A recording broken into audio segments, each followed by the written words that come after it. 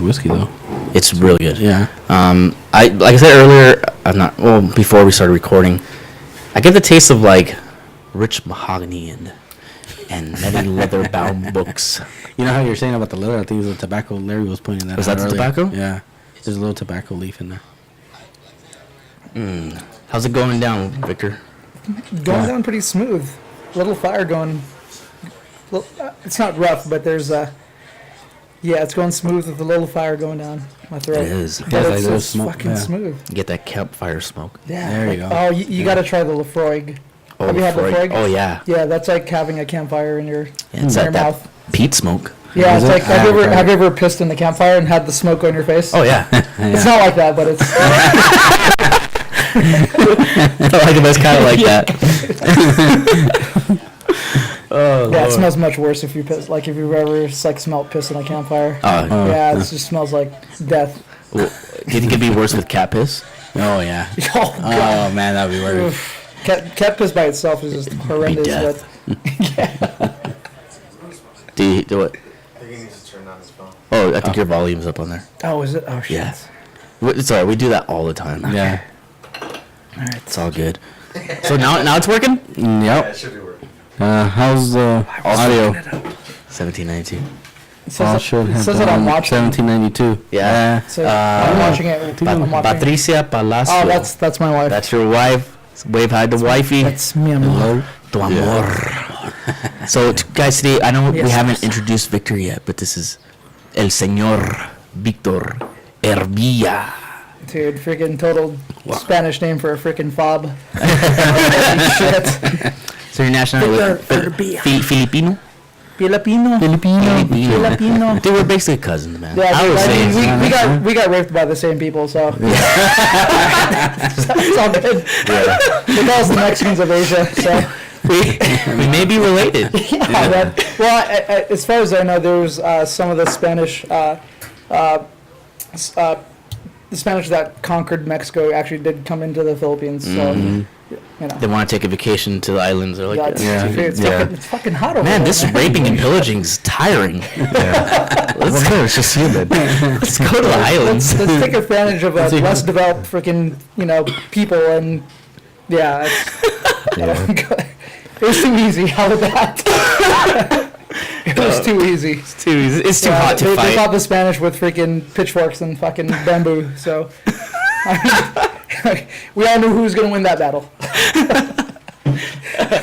Oh gosh, man. So I'm sorry. So we've known Victor for since high school as well. Victor, when I first met Victor, I mean he was and actually he still is a musician, but I mean he was super into playing piano and guitar. He was I keep saying he is a phenomenal musician, and now dude's a freaking fitness coach. How does one do that? Go Yeah. from music to fitness? God. I mean, is there ever a straight path in life? There really You is. know what I mean? Yeah. Like, it wasn't. I think like with that anything that happens in life, it never goes as as it's planned. Right. And I'm not complaining at all. I mean, I don't know. It's a serendipity, I guess you can call it. Yeah. I mean, fitness was something that I was always into.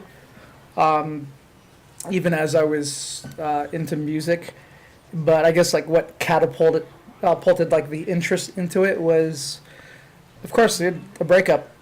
Oh No. yeah. Dude, Uh-huh. breakup when you get your heart broken, That'll do it. bro. It's like, Repair it in the gym. yeah, man. That's how it happened. So, but yeah, I mean, it's just, ever since I think I officially really started when I was like 20, 21. And just to kind of keep a long story short, during that time I left to go to Hollywood. I went to Musicians Institute. Oh, okay. For audio engineering, that was an interesting experience. Worked at Lincoln Park Studio for a little bit. I mean, I didn't do engineering for them just because they already had all their set engineers and stuff. But yeah. I was just the studio runner there. I was the intern first, and then I turned into the runner, which is just the guy that gets the food for the artist. Did you ever look into I mean, you said you went to school for that? Or Yeah, I went to MI, Musicians Institute. Did you ever look at Lars? Los I Angeles? did. It was, I did, but just I think the connections that MI had, No. A lot better. they were a little bit more connected in the music industry. Funny story. I think who was it? It was you and I. Larry, did you go? Yeah. Yeah, he went. Yeah, we went to go check out the LA recording school too, and it seemed really cool. But at the time, We're like, how are we gonna get? yeah, how are we gonna get Yeah. here? How are we gonna live here? Where are we gonna work? Dude, Yeah. oh man, Yeah. that's me and my best friend, we had an apartment that was actually right behind Musicians Institute, so we just walked Oh, walked to okay. school. So There you go. and, Nice. yeah, it was just convenient. Nice. But we did nice. a shitload of partying there too. I bet, man. Oh my god. Yeah, the partying that's man. I can't keep up with the No, partying. I think now. that aged me. We had our share, but yeah, those days are long gone. Long gone. And Eddie earlier was like, I don't think I'm gonna drink that much tonight because I gotta work tomorrow morning. Yeah. Yeah. Yeah. I mean, in your But- 20s, you don't know what a hangover is. Yeah, no. Well, because you wake up and you're like energized. You're like, let's do it again. Yeah, seriously. Yeah. All right. Now it's I'll like pick you you up have, at 9. you have like you have like more than like 3 beers. You're like, fuck. You're like, hold on, let me drink some water. Hey, that's 3 years. I gotta think about my choices here. Yeah. So Before, I everyone's was just like, gonna fuck it, where's the other beer? Yeah. We're out of beer, so get some more beer. Yeah. You know, freaking party till 6 in the morning, go to work at 6:50. No kidding.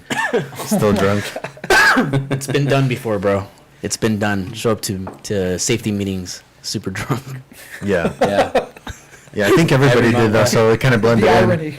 Yeah. Smells like alcohol. Smells like booty up in here. Jeebus. I know. We get out of there. Where are we going? Let's go drink. Yeah, let's go drink. No, let's go across the street, get one of those ham and cheese croissants first. Oh yeah. Dude, that was legit. It was good. It was good. But enough about reminiscing. Yeah. Let's talk about.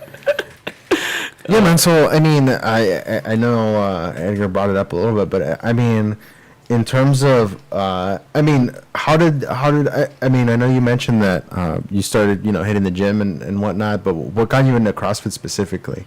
Oh, just curiosity, really. Right. Curiosity. I heard a couple people that I knew they did it, and I just YouTubed it. I'm like, oh shit, this looks pretty it looks hard, and I was getting Yeah. bored with like the whole gym routine, and so Yeah. What were you doing before that? just the 24-hour fitness thing. Oh, okay, just the okay. regular gym routine. Nothing wrong with that, but Is there anybody you knew that like was walking you through it, or you just kind of like, well, figure it out as I go along? or- so actually, I just found a gym. The gym that I'm currently at, I was actually a member there first. Oh, okay. And then from there, I was like, oh shit, this is like what I want to promote. This is what I want to be a part of because, in terms of vision, I saw that this was going to be a big thing that will help people in the long run. You know, Right, it yeah. wasn't just promoting, hey, look pretty and just fucking shove as much steroids up your asshole Right. possible to get ripped. Like, you know what I mean? Like, Yeah. it wasn't like it was a different. I mean, that's culture. a thing. Yeah, It's a that's a different thing. culture. I mean, that's if you're going for a specific thing, yeah. But I mean, in terms of for like the everyday person, in terms of like functional Yeah. fitness, yeah. I mean, That's exactly. yeah. But when I look at CrossFit, I like it because it's so many different things. It doesn't take like how a routine you do legs this day, this time, but now you're working everything because you're working. You're running, you're climbing, or however. I don't know. There's different types. So Yeah, it varies everything, any task that you do. Yeah. So Yeah. So I used to be in the camp of people are like, oh, CrossFit, people get hurt and that. I used to be in that camp myself, thinking oh man, that's some crazy shit to do. Yeah. These people don't know what they're doing. But then I would see your posts and I was like, huh, Bic is promoting proper form, proper nutrition. And I think that's an important difference, right? Yeah. Because I mean, even in like high level, CrossFit competitions, people have died. Not necessarily saying because they promote poor form or whatever. It's because, I mean, the type of workout that it is. A lot of the stuff they're doing for time and stuff like that, and well, I mean, I guess you would be a better person to speak on this, right? I mean, because I did it for a little bit. yeah. But it was very limited, and this is when I was in the military, and the guy that I was doing it with, I deployed, and he didn't deploy, so But kind of just went away from there. Also, before I get into it, I mean, it's not just CrossFit where people die. I mean, people die in football. They die, even in regular gyms they die. So Right. Yeah. But That's yeah, true. I mean, if you want to, Yeah, it's just like they might have Address like some that. sort of like a predisposition to, Yeah. you know, like an issue, like say for example, like I don't know of many of the I haven't heard of too many issues like that. Like maybe one or two. Yeah, it's not you know, super common, but isolated- it's happened, of course. Yeah, Yeah, it's like yeah. you know someone has like a heart issue. Yeah. Oh no, this yeah. one was the barbell, like the lift went weird and the barbell like crushed it basically. What the? Like I know about the guy that. So there was a competition in Orange County. Yeah. It was called the OC Throwdown. Yeah. Yeah. So the guy actually got paralyzed. He got paralyzed. Yeah. No. Yeah. So I talked to an athletic trainer about that whole issue. yeah. And she was telling me that he had a pre-existing issue with his spine.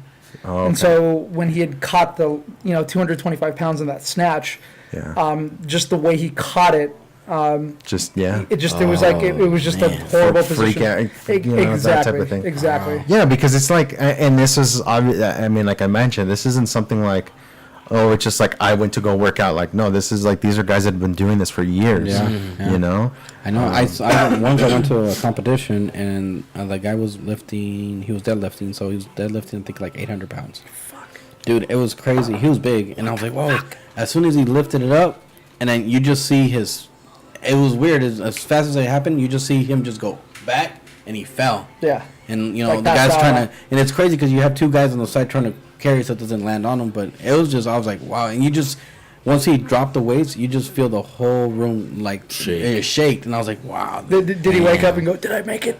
Yeah. Did I get it? Did I get 3 white lights? Did he say no left? Do you even lift, bro? Yeah. If you get no rep for fucking passing out, like that's fucked. That's, Sorry, bro, that doesn't count. got to do it again. Man. Yeah. He's like, ah. Yeah, but I mean, in terms of, I mean, because you're, how long have you been doing it? So just like CrossFitting in general, 6 years, but coaching about 5.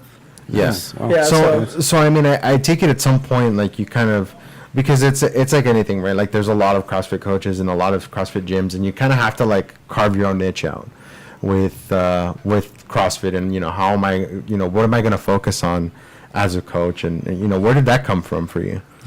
Oh, okay. So this is where I have to really give out like a big shout out to our gym, and not just because I'm biased towards it, because I'm part of it, but CrossFit proper. So they're the biggest reason why I wanted to help promote this whole lifestyle movement.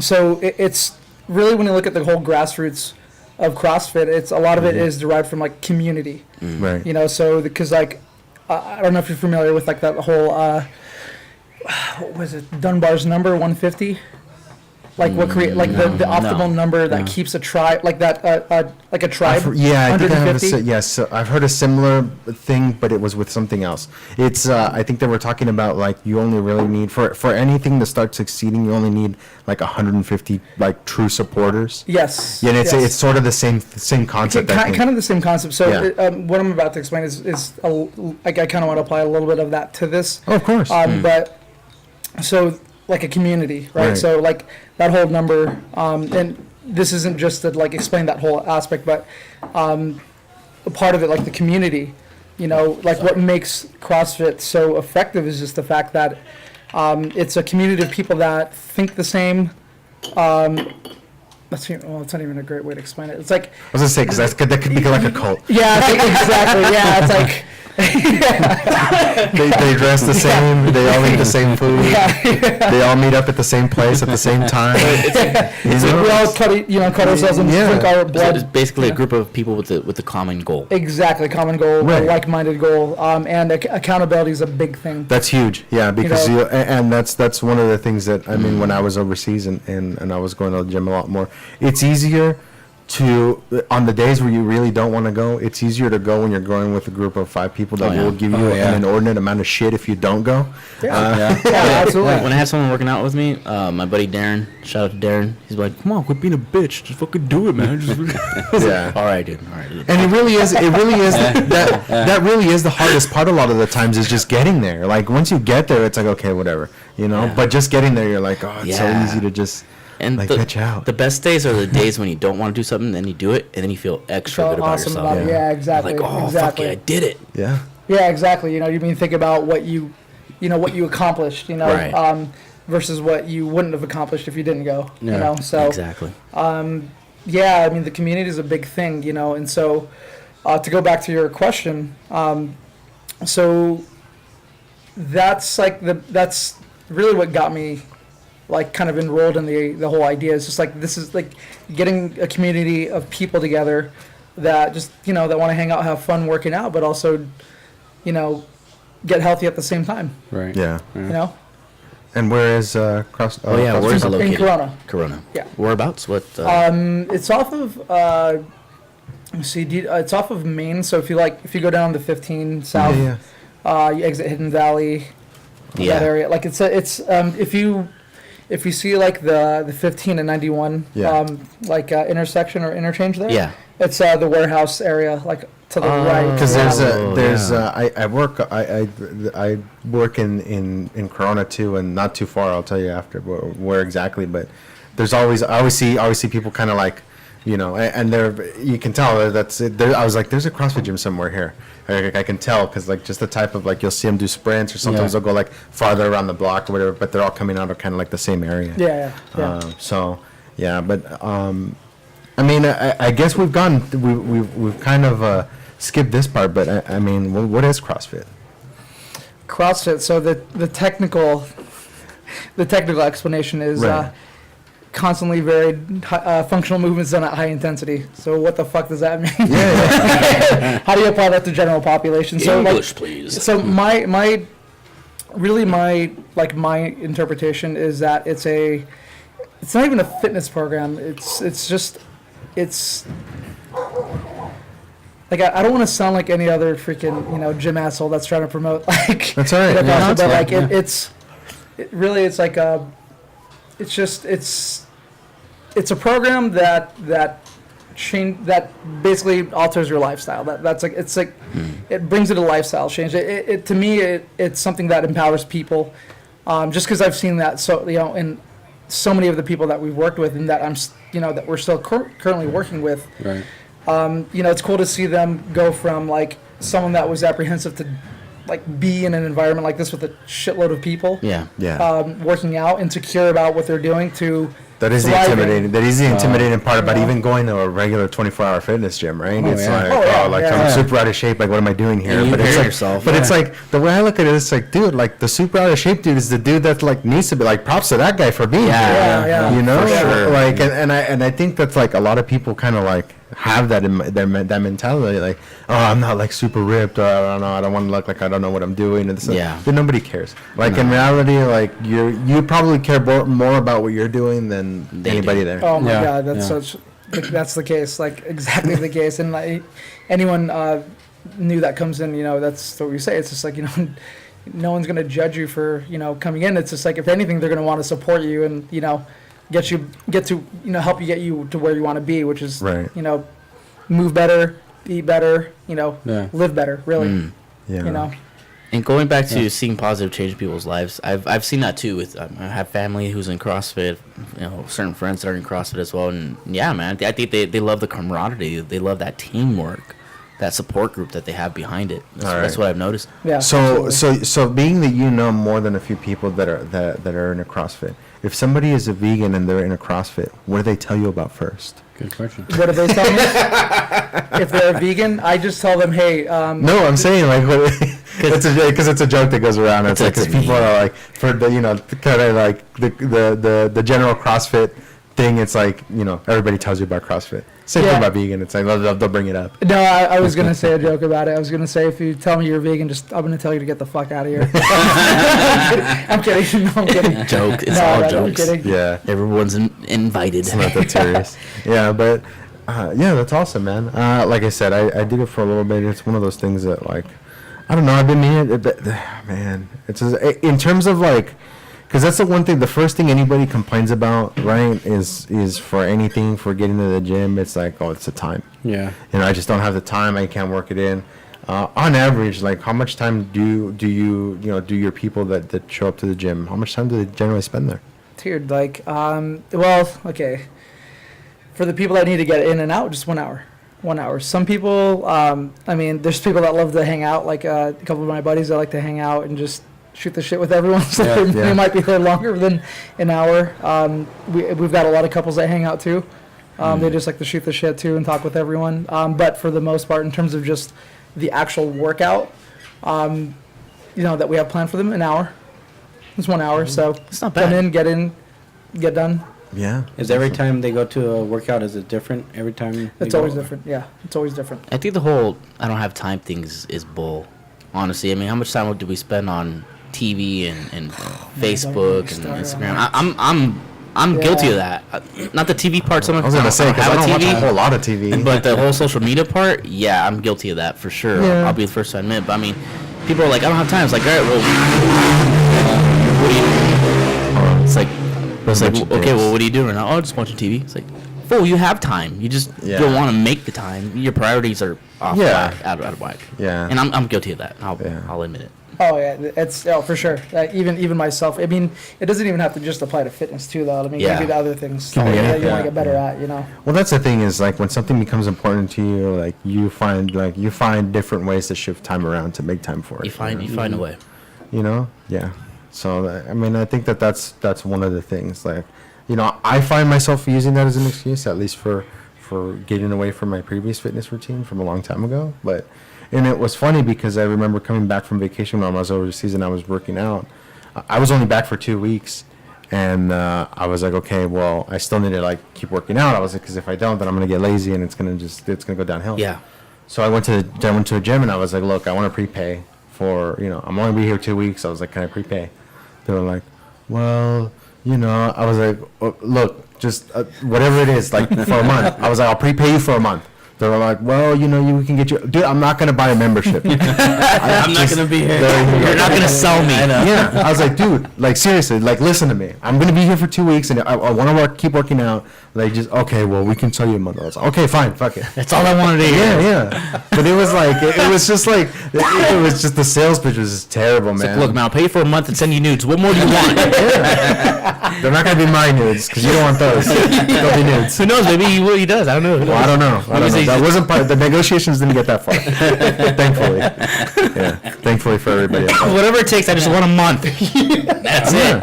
I even told him I was well, I mean, I was only going to be for 2 weeks, so I was like, 2 weeks works, but he said, oh, we can't do. I was like, fine. I was like, what about a month? He said, oh, we can do a month. I was like, dude, what does it fucking cost you? It doesn't cost you anything. Yeah. Jeebus. This is the freaking most difficult thing, and it was just such an easy thing. It really is. That's man. look, I'm gonna give you money and I'm not even gonna eat for 2 weeks. But that's the thing is they're not. They want people to give them money continuously for a longer period of time. Yeah. They want you to commit. Yeah. Come on, man. I barely met you, dude. Well, commit and then forget about it, right? And then make excuses and not go. I know. Because that works for them. And then you just forget it and you. Yeah, exactly. Which I'm guilty of too. Me too. Yeah. This is gonna be an excuse, but yeah, I picked up got sick or whatever, and I was going to the gym pretty consistently, and then just got sick. And I was like, fuck. Yeah. Hey, man, I gotta sometimes you pick gotta that back rest, up, too. dude. Sometimes you gotta rest. True. You gotta recover, man. Yeah. Well, you sound better this week than you did last week. Last week kind of sounded like shit when you got here. Dude, my voice was all deep last Yeah. week, man. I was like, wow. Yeah, but when you first got here, last week, it sounded terrible. Oh yeah, Dude. for sure. Yeah, feeling better. You got That's the cool. flu or something, or Yeah, I don't know what the heck it was. I had woken Shark up- AIDS. It was shark AIDS. for sure. Shark AIDS. So Wednesday, last week Wednesday, I woke up with a really bad headache, and throughout the whole day I had a bad headache. Then Thursday I woke up with the really sore throat, and then Friday, that's when it was full blown shark AIDS, and I called in sick. I was like, I can't do this, dude. did you tell him I have shark AIDS? Yeah, Yeah. I got shark AIDS, bro. Yeah. It's Shark Week. Yeah. That can mean something else. Yeah, maybe. That's true. Yeah? Yeah, I see where you're going with it. Yeah. So much blood. It's 2018. I mean, it's possible. It is possible, Anything's man. possible. Indeed. So you're still playing? Still playing guitar stuff? Yeah, I still and play guitar. Yeah. Piano? Is that how you got your wife? Did you woo her? I did woo her.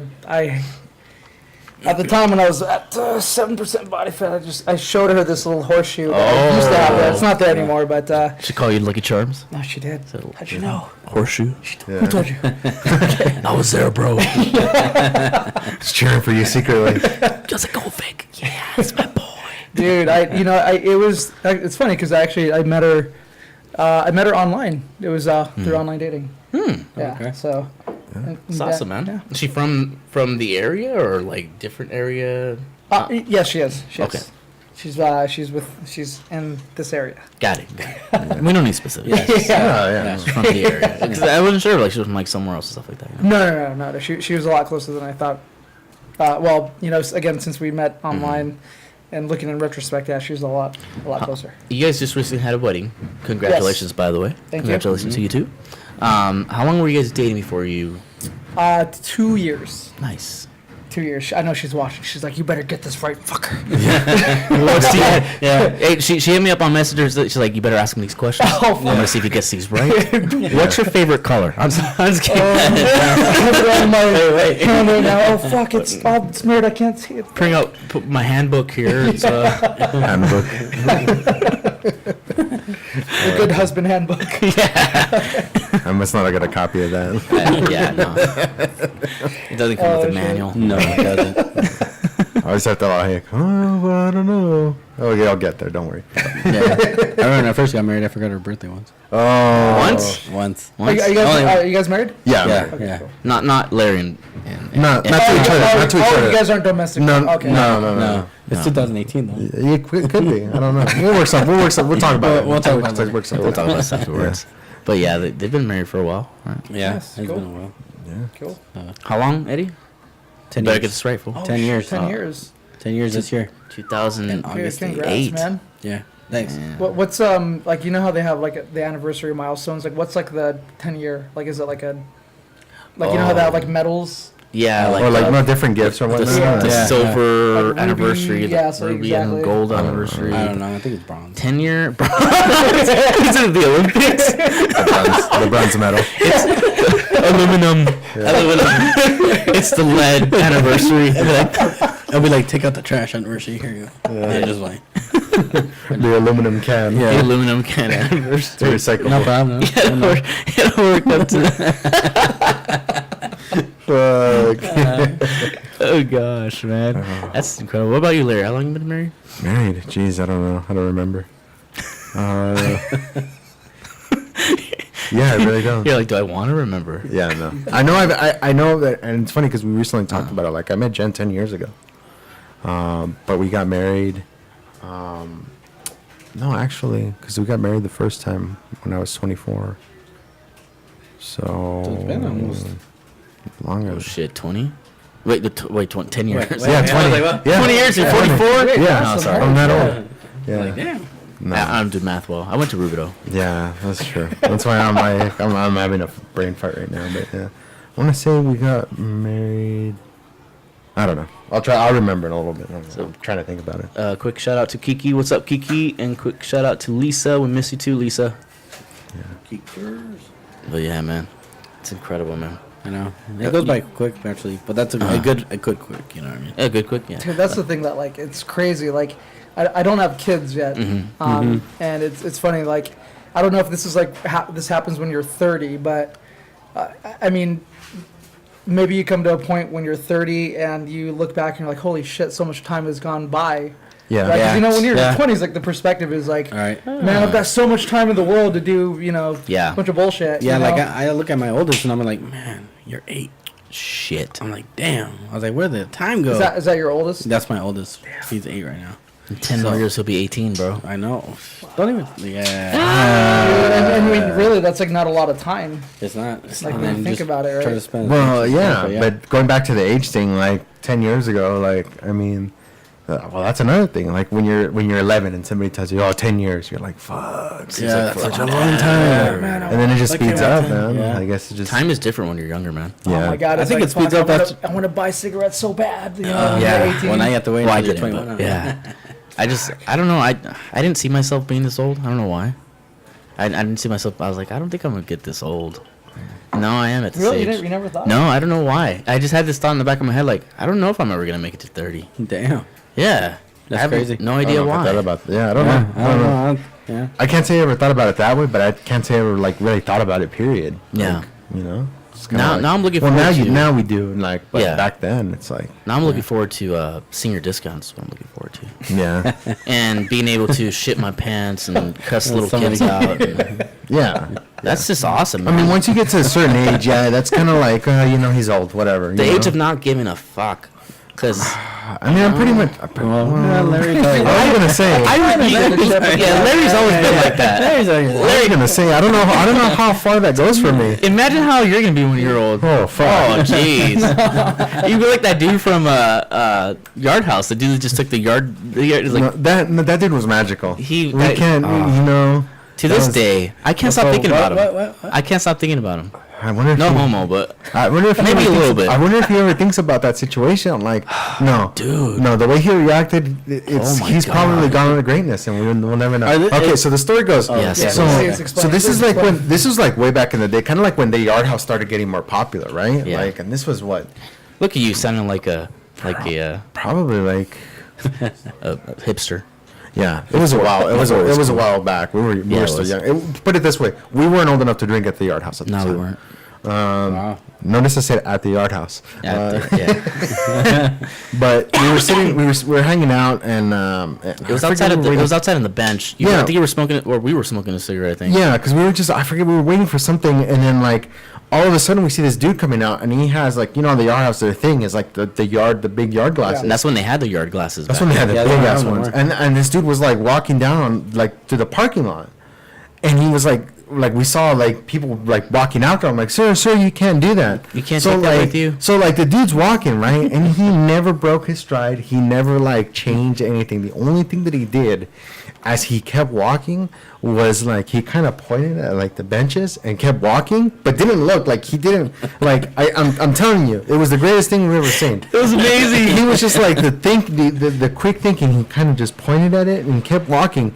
And as he pointed at it, the people that were chasing after him like kind of stopped and they looked, and they were kind of like, "What are we looking for?" They were just baffled. and in the meantime, the dude was just gone. He just disappeared. greatest magic trick since What the fuck? ever. So they just stopped and looked at what he was pointing at? yeah, that was it. And they stood, And he kept on walking. And they stood there and they were confused by that's it. some David Blaine shit, right? Yeah. Exactly. Yeah. Oh, we saw some street magic. Yeah. Really? That, Like, and like yeah. no shit. That I mean, he didn't Oh, literally yeah, disappear, yeah. but he just kept on well, walking. I mean, Like, yeah, like, and they'd stop. yeah, and they they're stopped like, following him. like, fuck it. I mean, what can we do? Yeah, they stopped following him after that. That's funny. But they were like kind of looked at each other like, and we did at the same time. Like we looked at each other like, did that just happen? What? Yeah. So like, what's your interpretation of him pointing? He's a fucking magician. Well, Jedi mind Like, what do you tricks, think? dude. Like, seriously. It was a serious Jedi mind trick. I really do. I mean, because he just nonchalant, He- just He brain fucked all of us, and like we weren't even involved in my the situation. God. I'm not and even we were mad. and we were confused. I'm not even mad. Like, I how the was fuck do you amazed. explain that? Like, I mean, seriously. I don't know. Like, I mean, no, they just stood there and went like, Yeah, they just stood and They looked just at the stood there bench and and looked then at looked at it. each other, and then the dude just kept on walking, and they were like, Oh, well, like, yeah. oh, okay, go ahead. yeah, yeah. Like it was just like He juked their mind. It was just the craziest thing ever. it was incredible. Yeah. I wonder what that guy's up to this day. I'm telling you, that guy has probably gone on to greatness. Like we'll never know. We'll never know. The world may never know. Yeah. Gosh. Yeah. He's probably gone on to do some great things. Oh man. I hope Imagine, I mean, because imagine that being the peak of your life, right? It can be. Yeah. Yeah. It can be. To get to that level, like there was just other stuff that he had to go on and do. It's amazing. Yeah. I mean, he might have even been a time traveler. I don't know. May have been a champ. I don't. Yeah, maybe. Who knows? He was Incredible. just probably pointing to his future self. Laughing at Probably. them. Probably. dude, that's so insane. Yeah, it was the craziest thing ever. And I like I said, like you said, I still think about it. It's true. Yeah. I don't think about many people, but that dude. That dude, I'll never forget that dude. I kid. I do think about a lot of people, but still, I mean, that dude's like. No, This, no. yeah, I know you don't. Yeah. You know. They're not all as important as that dude. That's so crazy. Nobody has ever shaped me in my life as much as that dude ever has. I was like, man, that's what I aspire to be. Like, just to like mind fuck somebody, like multiple people One of my greatest heroes in life. with zero effort. Just like, Just point. yeah, That's it. yeah, One finger. Like a G. yeah. He was, and then they just kept walking. Dude, that's so It was insane. the most Like, confusing- I'm trying to picture that in my head and like. It's as confusing. I mean, it's as like confusing. it goes beyond rationality, right? Yeah. That's what was so great about it. Yeah. I don't know. I don't know where he was going. I don't know, but it was obviously very important. Mm-hmm. And he needed a beer. Yeah. And he needs Because that's a yard. a yard of beer, not just like a beer, a yard of beer. A whole yard. Yeah. Was a beer full? No regular amount of beer would have sufficed. It had to be a yard of beer. Was the beer still in the? Yeah. Oh yeah. Oh, he was drinking okay, I didn't know. Yeah, of course. Yeah, man. They would have. Yeah, I don't think that. Well, they made might the have. story even better. They might have wanted their glass back if there was no beer in there, but I don't think they would have chased after him if he didn't have beer in there, because they were probably like, "No, you can't take that in the parking lot." Like, he was just like, "Fuck it." Speaking of alcohol, I want to try the infinity bottle. Yes. I didn't try it. Yeah, that reminds me. Yeah, we did.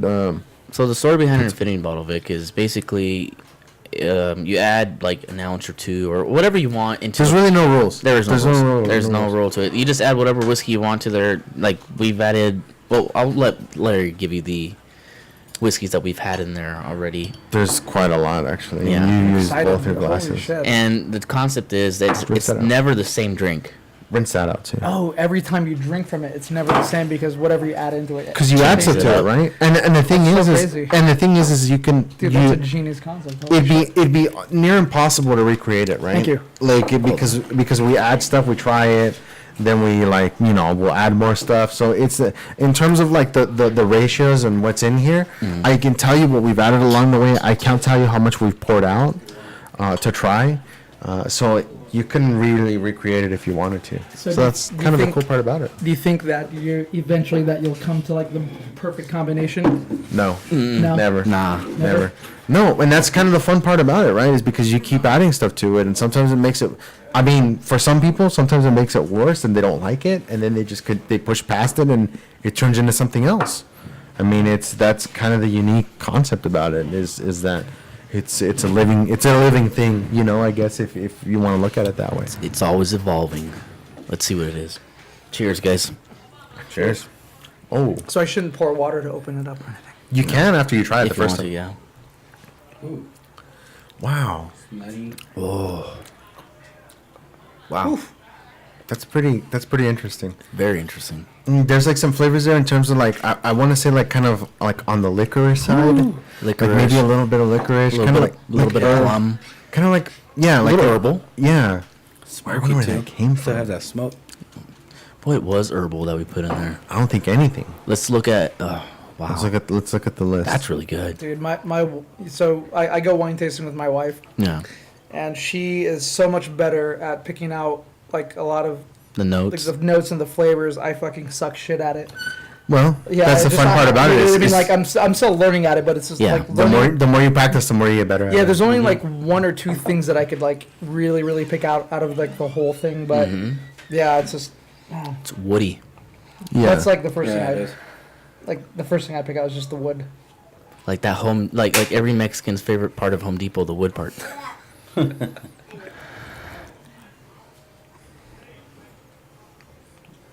I don't know, man. If I got a full bottle of this stuff, I would not be mad.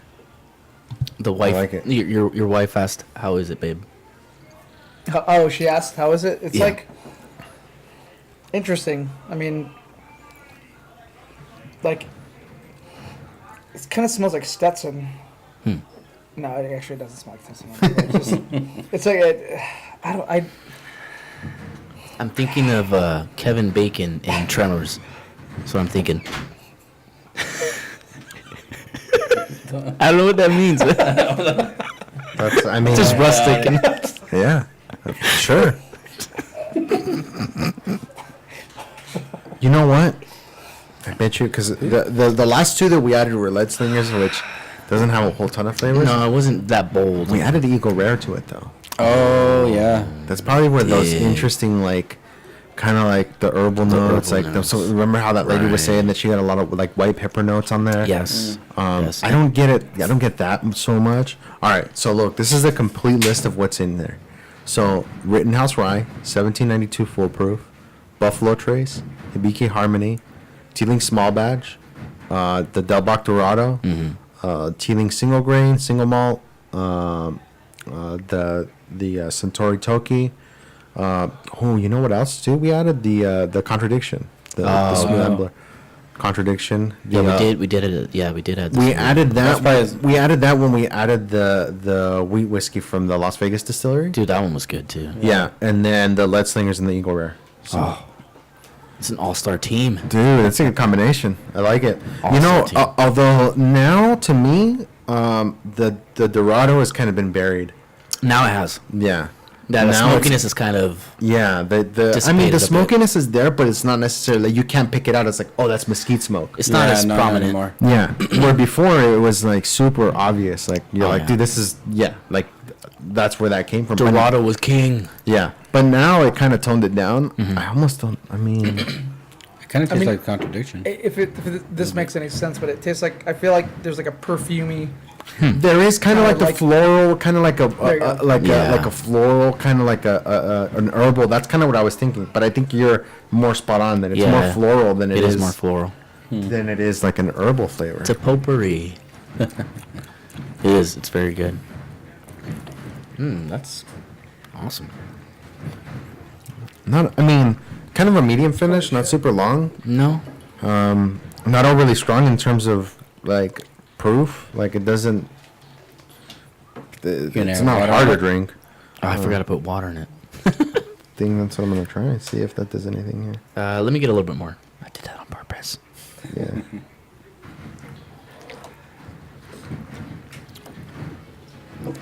There's plenty more. Yes, there is. That's yeah. And I get what you're saying. Now that I'm like really trying to focus on it, I do get that even in the finish. Yeah. Kind of like the floral part of it sticks around. Good call, Not Vic. not in a bad way though. Like typically, like you would think like, oh, it's just like it reminds me of grandma's perfume. Not necessarily. Like I don't know. There's some stuff that's floral that I like in terms of like food and drinks and stuff. Once you put the water in, it kind of like Yeah, I the just think- smokiness yeah. is kind of like Some more out there. it's more Like it mellows dilutes it, Yeah. yeah. You don't feel it as much as the long finish as it was in the beginning. Okay. And it even tones down like the floral flavors. Oh yeah. It does. It even tones that down. I don't like it with water. I like it Neither. before. I like it before. I like the just neat. Yeah, yeah. Wow, That's good. That's interesting. I really don't know what would have added that. And that's the beauty of it because there's no specific one that you can point at. That Right. characteristic wasn't there before, and then when we added like the ones that we've added recently since we've tried it, like I can't think of the one that would have done that.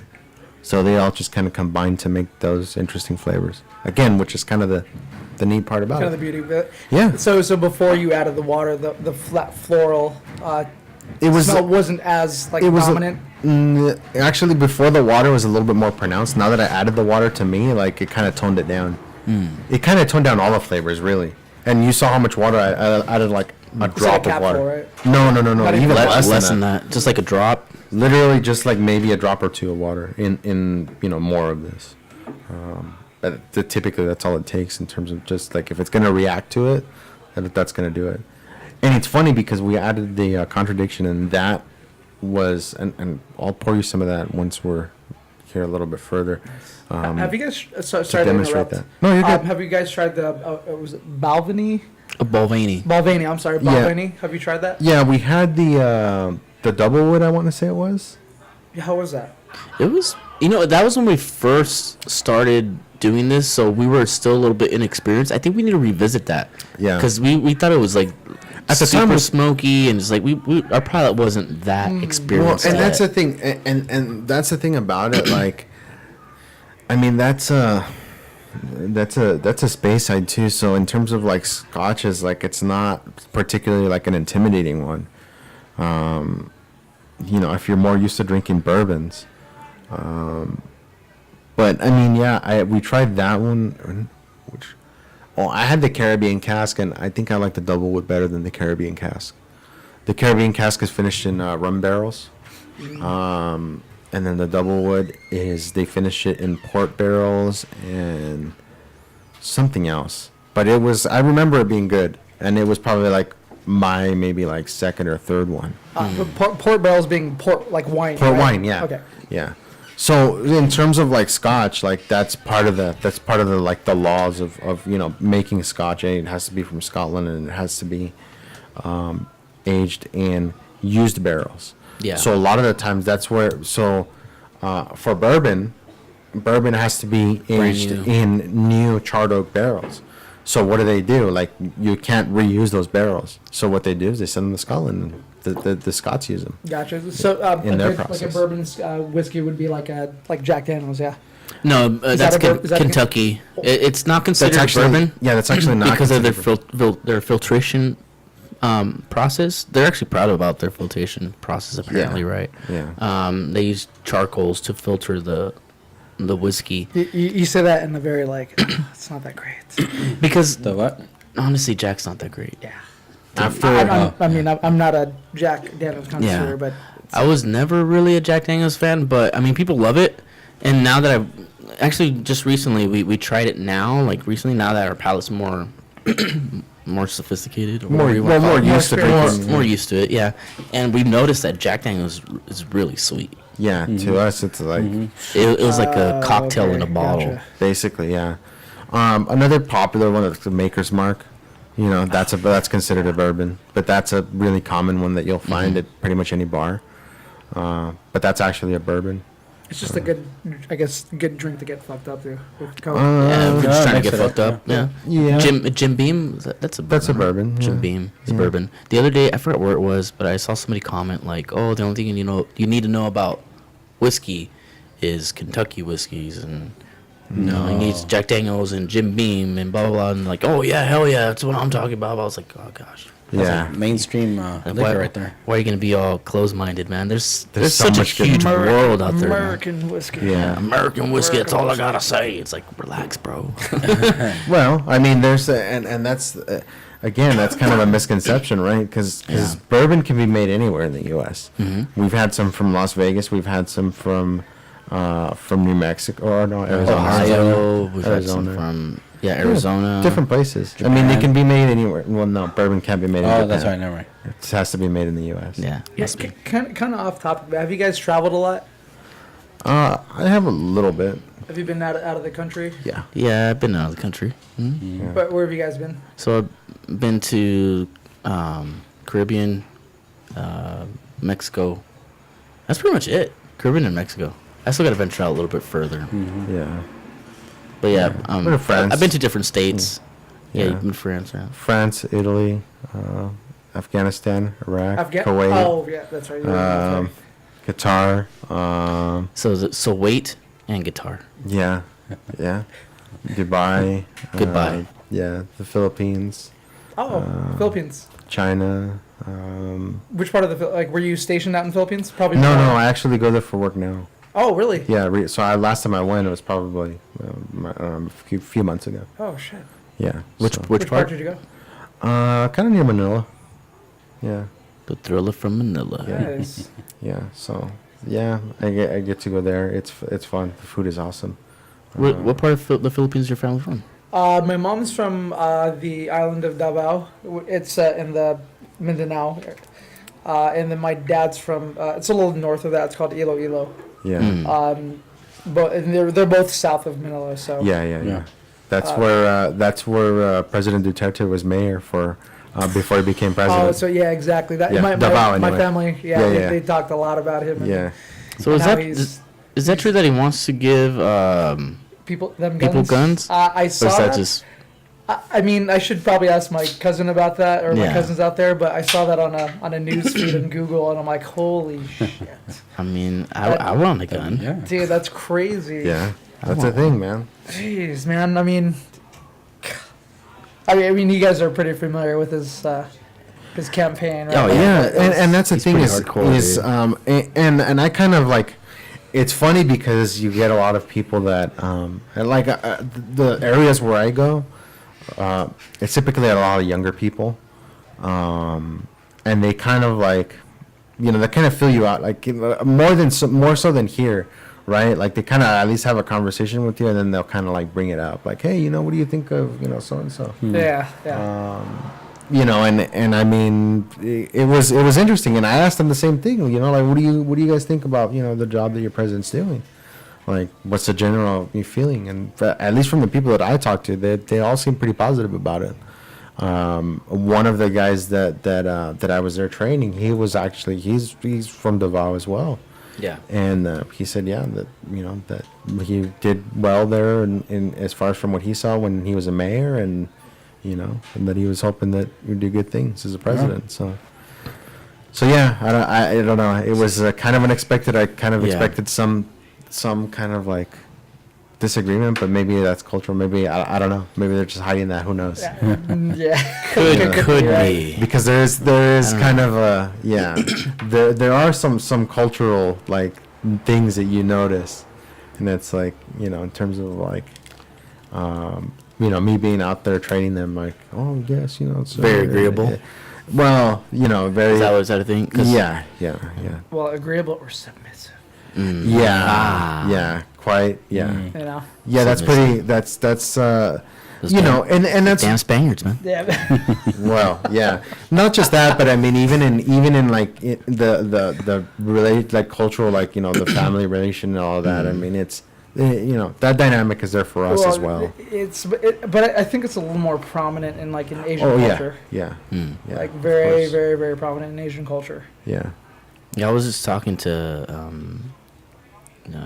and I was talking about how like, Hispanics. I don't know about you guys, but as Mexicans, like we're taught to like apologize all the time, even for shit you don't even even do. Yeah, I believe. Like Really? dude, like it's annoying because sometimes like.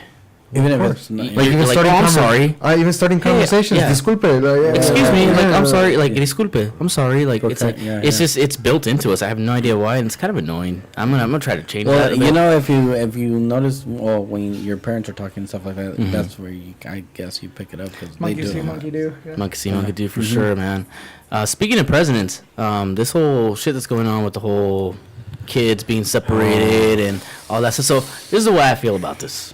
Okay, I don't think it's cool. I don't think it's right. It's bullshit. But at the same time, you can't blame Trump for some shit that's been put in place for years ago. And on top of that, you can't just blame Trump in the United States.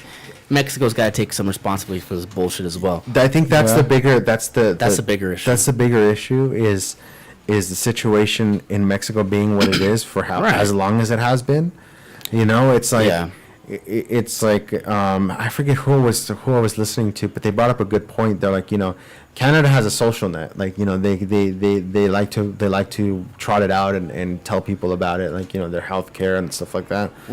But they're like, it seems like Mexico's social net is kind of just like, oh, there's the U.S. Like if things really get bad, Yeah. you go there. Yeah. And that just seems like an odd thing. One thing I will kind of like, and in looking into it, at least my understanding on this has changed, right?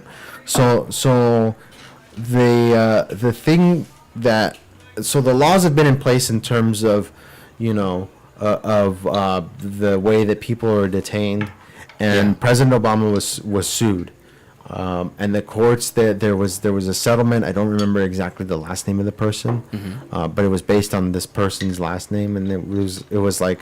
They were basically saying like you can't keep children in a adult detention facility for an unreasonable amount of time, or you can't delay them No more anywhere. than 20 days. For Right. What I read. Right.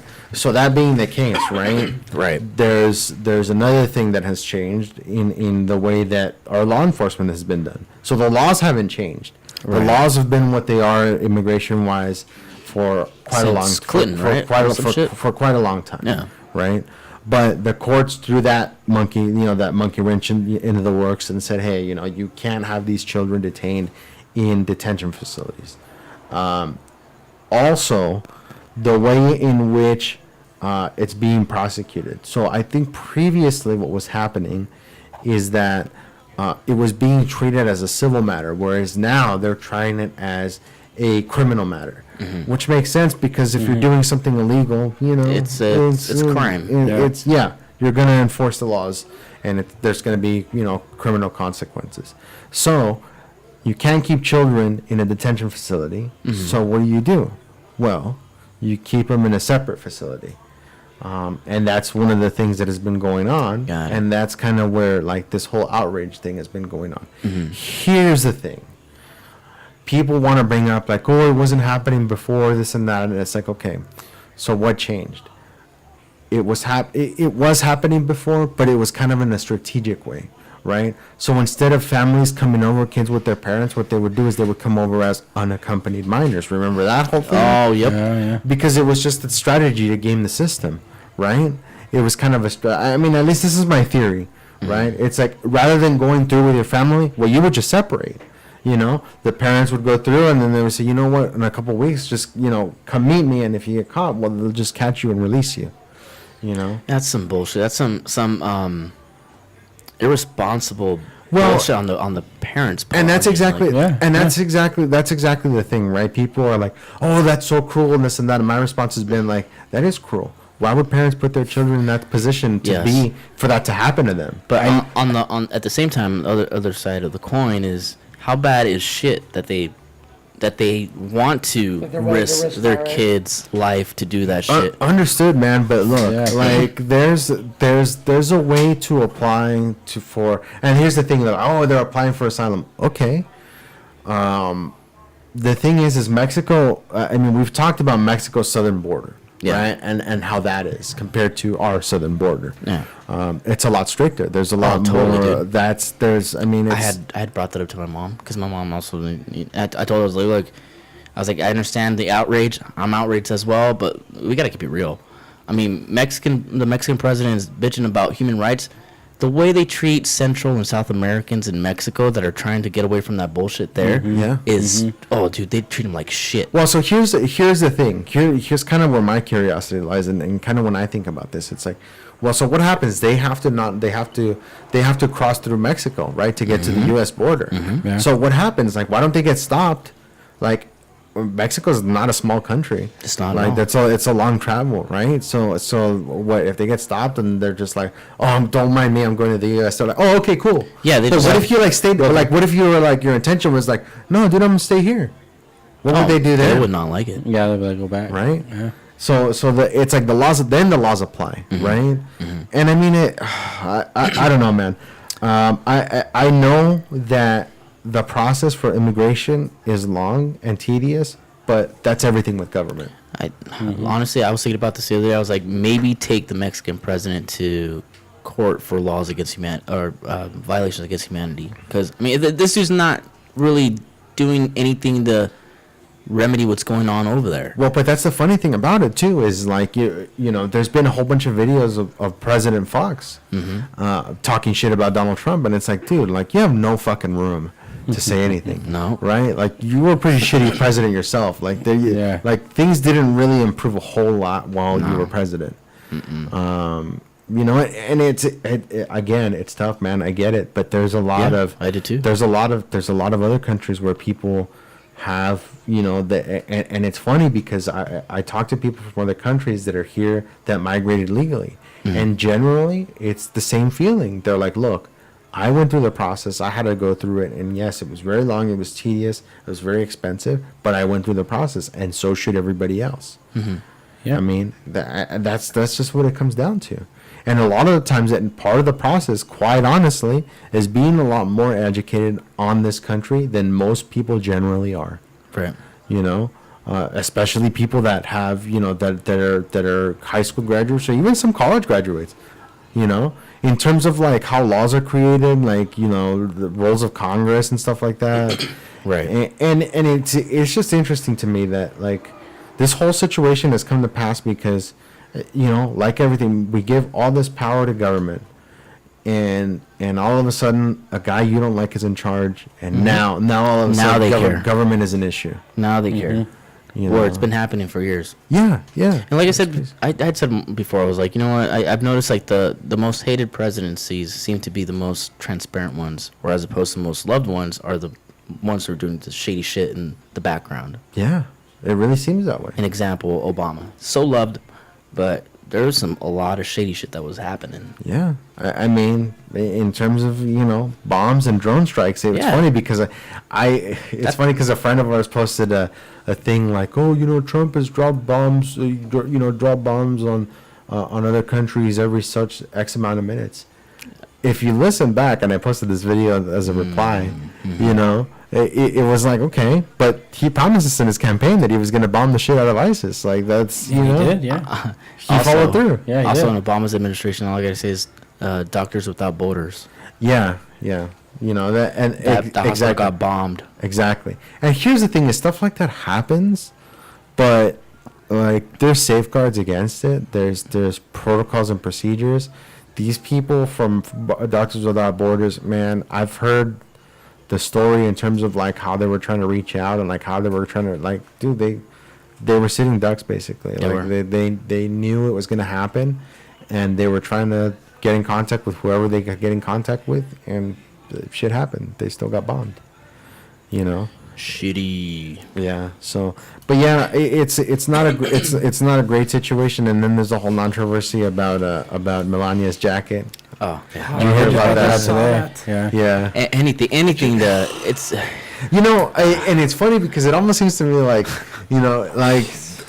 there's the other trolling piece, and this is the hilarious thing is that like this presidency to me is just it seems to me like just it's like really like are you just trolling people, like it just seems that way. It is right. Yeah. So so we'll get back to the jacket, but the other thing was at the G7 summit there was a story that came out that supposedly Trump gave Angela Merkel some Starburst and said, "Here, don't say I never gave you anything." Was that real?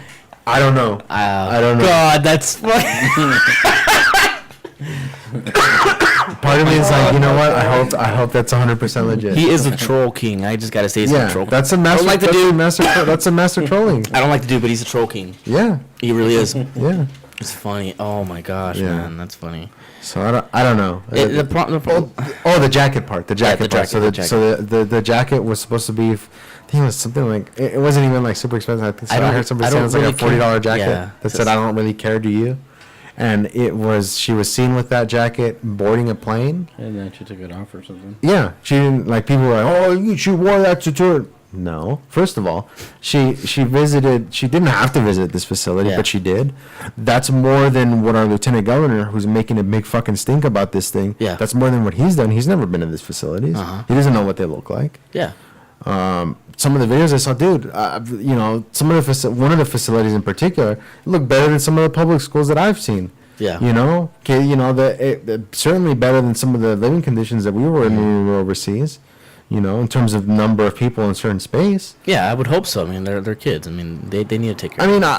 Here's the thing: is I don't begrudge it, right? But I heard a number. Some were saying that it's costing the U.S. government $775 a day per child.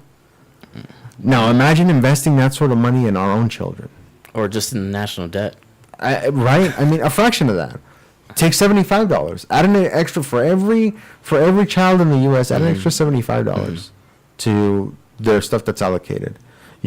Whether that's teachers, school supplies for the year, $75. That's probably pretty.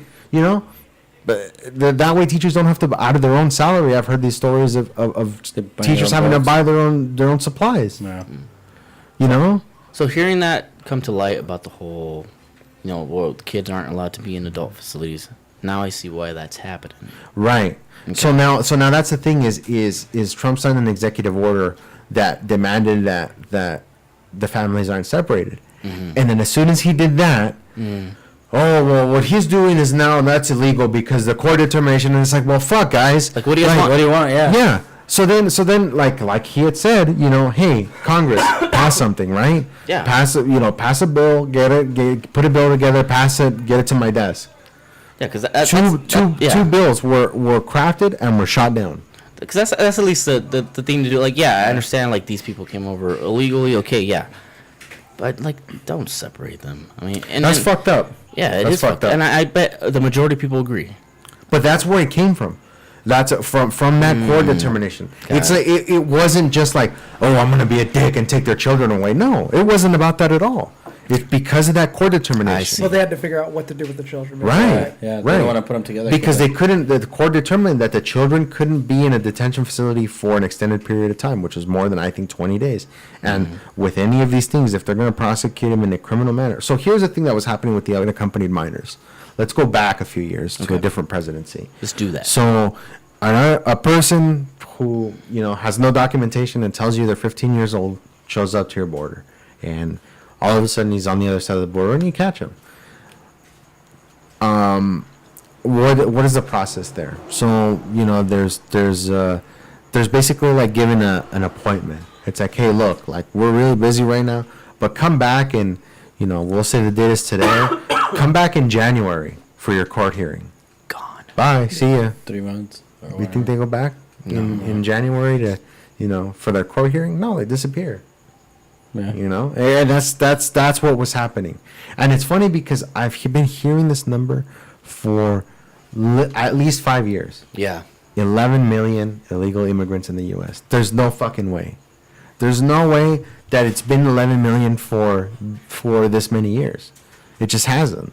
Especially when you hear about the number of people that have been detained like just in the past month or so. Uh-huh. Mm-hmm. It's just it doesn't make sense. Those numbers have to be a lot more. Right. Well, I mean, and then it's hard to keep track of it if. Of course, how do you keep track of that? I know. Yeah, how Well, do you- they used to do the census every 5 years? But now, so here's the thing: is If you're illegal, would you really? no. Yeah. So here's the thing: is with the census, they were actually trying to change that because there's a census coming up. They were trying to change that. Yeah. Because legally, the census could not ask you, "Are you a U.S. citizen?" Yeah. Now, they wanted to add that so they can kind of get some accountability for it. And of course, everybody threw a poopy and they were like, well, no, if you start asking that, then people aren't going to answer it. They're not going to answer the door to take part in the census and it's going to be inaccurate. Okay, I get it. There's some element to that. I've also heard it's unconstitutional. I mean, is it?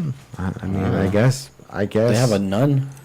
I mean, if I guess you can make a constitutional argument for it based on, I don't know, based on the Fourth Amendment, but there's like, I guess it would depend on then necessarily like what are you doing with that information, right?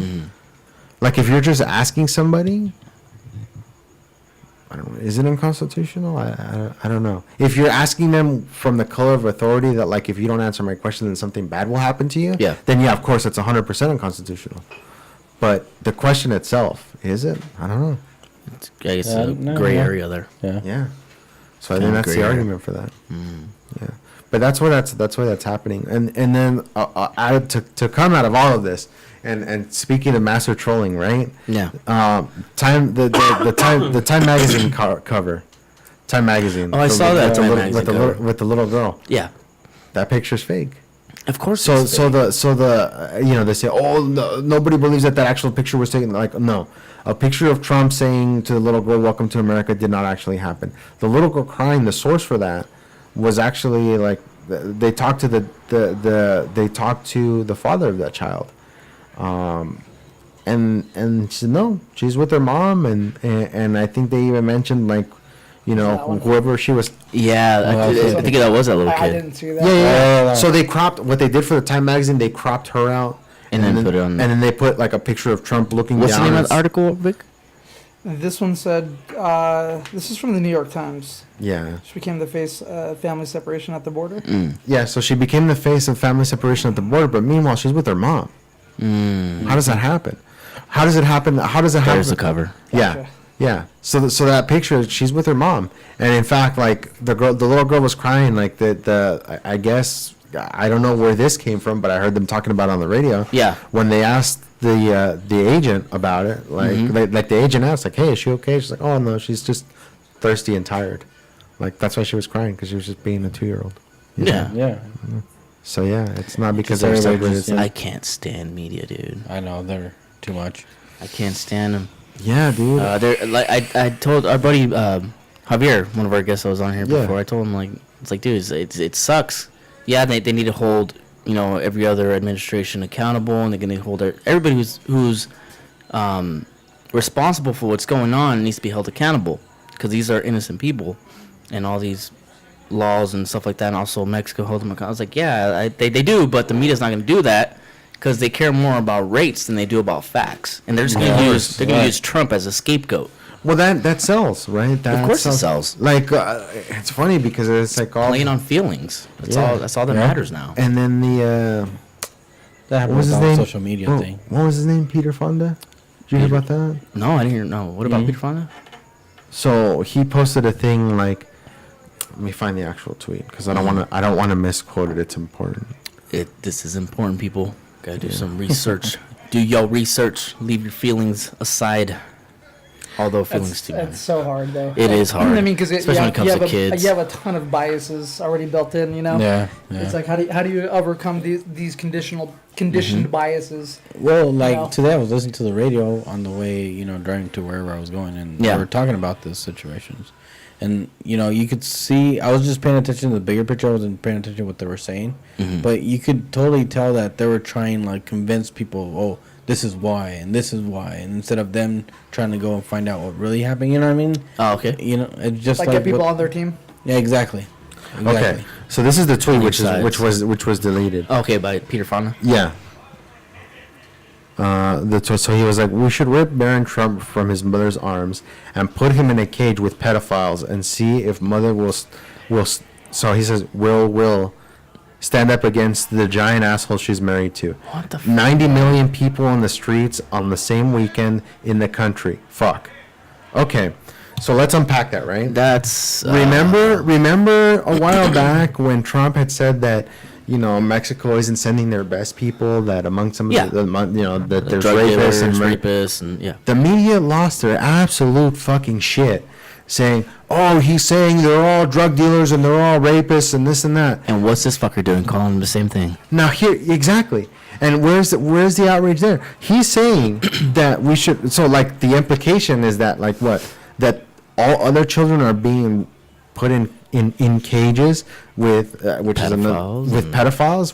Where's that coming from? Like what do you? They're in a facility with only other children. Where's the outrage now? So that and he went on a complete other tirade. Turns out that he ended up getting a visit from the Secret Service. Did he deleted it? Yeah, he deleted it, but before that, I don't. Stupid ass. But even after deleting it, he still got a nice visit. Man, people need to think before they speak, dude. They really do. I mean, I'll put it to like, and this is the question that I ask myself, and obviously I'm still very interested in politics, but it's one of those things that like you still have to remind yourself, like in reality, how much does this affect my day-to-day life? True. It doesn't. It really doesn't. Whoever is president, and here's the thing. Originally, as intended, the office of the president was supposed to have it's supposed to be symbolic. It's a figurehead. Yeah. Representation. Yeah. Most of the power of to do things, to change laws and this and that, to write laws, and that should have been in Congress. For the people, by the people. Right. Yeah. So here's the thing: is that government has grown to an aspect where it has its little hands in everybody's life, in one way or another, mostly through taxation. Every decision. Especially here in California. Yeah, I have to decide whether I want to put regular or Supreme gas, and I need to put Supreme gas. So if you want to get regular fucked or Supreme fucked, yes, that's basically what you're doing. I usually go with Supreme fucked. I mean, go big or go home. Yeah, if you're gonna get fucked, you may as well get Supreme fucked, right? Tubuku, yeah. Fuck it. Some Alabama black snake is what you're saying. Some gray Alabama black snake. Yeah. So I guess. Oh gosh. Again, in your day-to-day life, in your day-to-day worries, like politically, what's going on? Like. It seems to me that people are so upset by it that they're making the guy that they disagree with, like like the old saying goes, like he's living in your head rent free. Like why are you putting such weight into what this guy does on your day-to-day life? And even when Obama was president, like again, I'm interested by politics, so I follow it, and I mean that's the thing is people assume like, oh, you're somebody says something dumb about Trump and then I'll say, well, no, look, it's because you're just a Trump supporter. Like, Like, no, I've been doing this shit for a while, man. I get that on both sides. I've been too, paying attention. I've been paying attention to this shit since George Bush. I'll talk shit on Obama. I'm a Donald Trump supporter. I'll talk shit on Donald Trump. Oh, he's a fucking liberal. Yeah. I'm like, dude, did you just assume my gender, bro? Like, Yeah. I'm not a fucking liberal. I'm not a liberal. I'm not a I can't right winger. I'm for common sense. Like, I can't tell you how many times my white privilege has been brought up, and that's kind of why I keep that picture of the cat, because it gives me a little bit more anonymity. Yeah. I photoshopped there's a picture of an astronaut, and I photoshopped an old cat that I used to have. I photoshopped his head onto it, and it's a really awesome picture. It really is. But it gives me that kind of like that buffer. Like, people kind of look at it and they think Larry, and my last name's kind of like, Oh, this guy likes cats. White people like cats. Yeah. He's got to be white. Yeah. So I can't tell you how many times my white privilege has been brought up. It's like, dude, like, do you not realize, like, I've been to countries in the Middle East where, like, I'll get in a taxi and people start speaking to me in Arabic. Like, I'm just ambiguous, culturally, racially ambiguous that way.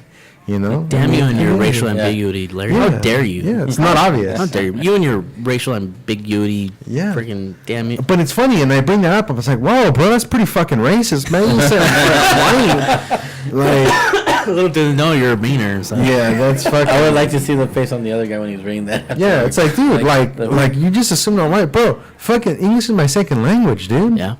Like, how do you like you just talk about assumptions, right? Oh yeah. Like, and that's the great part about beating them at their It's own all game. the way. It's all around. Because again, going back to the whole thing about identity politics, right? Oh yeah. It's like, oh, you're white, so your opinion doesn't count on this.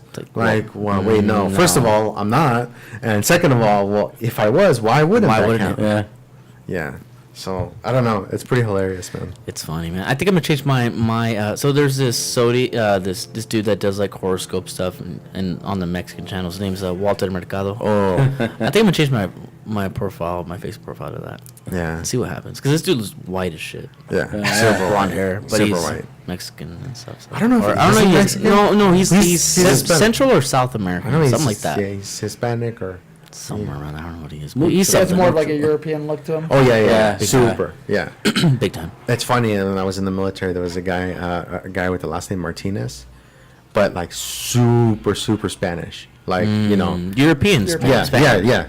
Like, you're not like East Coast Spanish, calling somebody like, oh, he's Spanish. Like, no, like from Spain Spanish. Not Puerto Rican. Yeah, no, or Cuban. Yeah, oh, he's I'm Spanish. Cuban, B. Yeah, he's Spanish. No, dude, he's fucking Cuban. But yeah, like super white, and then like it would be funny because there would be times when you would see people and they would like be checking people, and like they would stop and like look at his name tag. Like I saw one time where somebody stopped and they were like, "Whose uniform are you wearing?" Oh wow. Yeah. I was like, whoa, what? Like, It's 2018, bro. You can't. do that. yeah, it wasn't 2018 at the time. Oh, was it? No, Was no, it no. 2008? Yeah, no, 2004? this was this was way. Talk about being like stuck, man. like just it kind of like it wasn't. It was kind of like in a half kidding way, but kind of in like a surprise way. Like, not necessarily like, oh, like what the fuck are you doing? But it was just weird, right? It was like I would have had the same reaction too if I didn't know the guy. Yeah. And that's Right. I was like, oh, What the what? So Walter Mercado is Puerto Rican. This is the dude. Holy shit. I did. Yeah, that's talk about like I would not have expected He's that. like a mix between like Barbara Walters and freaking Rod Stewart. Wow. Yeah, that's a good. That's a Walters. Yeah. I told you. yeah. Lately, this is 60 Wow. minutes. Yeah. Oh man. Oh wow, God. dude. Yeah, but That's funny. Puerto Rican, but he looks totally European, dude. I think it's gonna come to a point sooner or later where there's gonna be like you just can't assume someone's from somewhere based on their skin color Yeah. anymore. No, you can't know. You don't know. We're supposed to be at that point now, dude. We should be, but it's just something so ingrained in us that it's just it's gonna take some time to change. Yeah, and that's the thing is I think like so I think the concept of having prejudice and like it's become so negative, right? When in reality, like and you're gonna get people that will disagree with this almost immediately, but if you really think about it, like prejudice is human nature. It's tribalism. Like it's human nature because prejudice. Okay, so you're basing something on previous thoughts and previous experiences. It's like a defense You're mechanism. there you go. Yes. you're prejudging something. It's like in the word, right? So it's not like after you meet some like the context like immediately goes to like, oh, racism. Like, not necessarily. It could be anything. It's like Vic, like Vic says, defense mechanism, a survival mechanism that's built into Right. It's us like an to. ancient, like hardwired way to assess your And somebody, whether they're going to disrupt what you have. Right. And don't get me wrong. That's not a justification for out and out racism. That's not Right. what it is. Oh, not at all. But it's just like the language again, kind of going back to like the whole social justice thing and being politically correct and controlling what people say and they can't say. Like, dude, you're controlling language. Oh, Like, yeah. you literally changed yeah. the word prejudice and what it means and what it evokes in people. That's dangerous as fuck. Yeah. That's a dangerous game to play. Yeah, it's crazy. Speaking of crazy and like initial reactions and stuff like that, I was watching the.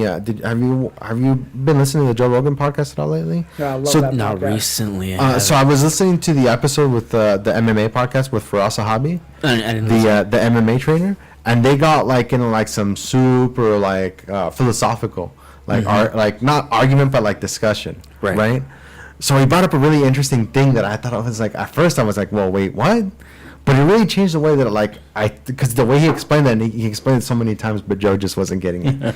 It wasn't registering. But with Joe. yeah. So you've heard the phrase scientific fact, right? Right. Right. There's no such thing. I believe that.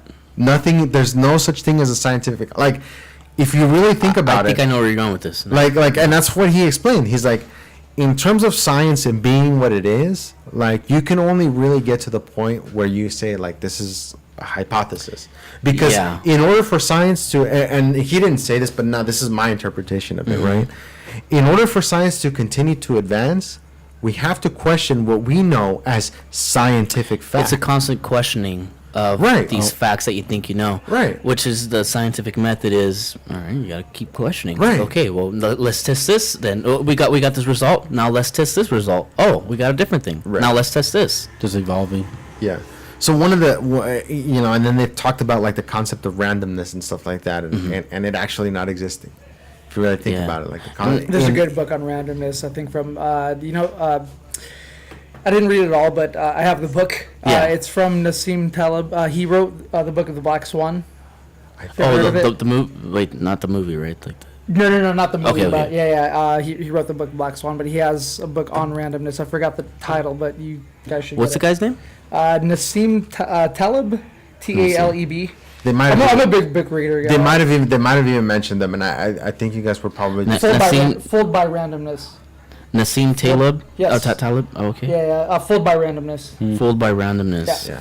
He's got the Black Swan, Anti-Fragile, Skin in the Game, by Randomness, Yeah. 2001. So they were discussing. check that out. Yeah, they were discussing really how randomness really doesn't exist if you really think about it. Yeah. Like, it's just that the way that we think about it, like, we can't fathom something being different. Like, you can't calculate for all the variables. Right. So we it's just just things are chalk it up. predetermined? You chalk it up, and that's kind of what they were talking about, determinism and stuff Versus- like that. yeah. And it's Versus free will. yeah. I think we kind of touched on that. Remember when we had Billy on here, Billy Couch? We had him on here. We're talking about photography. You and Billy specifically talk about photography, how you guys love it because it's never the same picture. It's never the Right. same lighting, never the same this, and that. yeah. It's kind of like that. Like the whole there's constant randomness. It's never the same thing ever. Right. Yeah. But it's like those variables, we account to randomness, but it's just they're variables, they're things, they're just that exist. But you know, it's funny though. Like if you're not, if you don't strive for knowledge, and I say that very carefully. If you're not someone that wants to open up about how the world is, Yeah. these random things that happen could be things that you might deem that are a miracle or Yeah.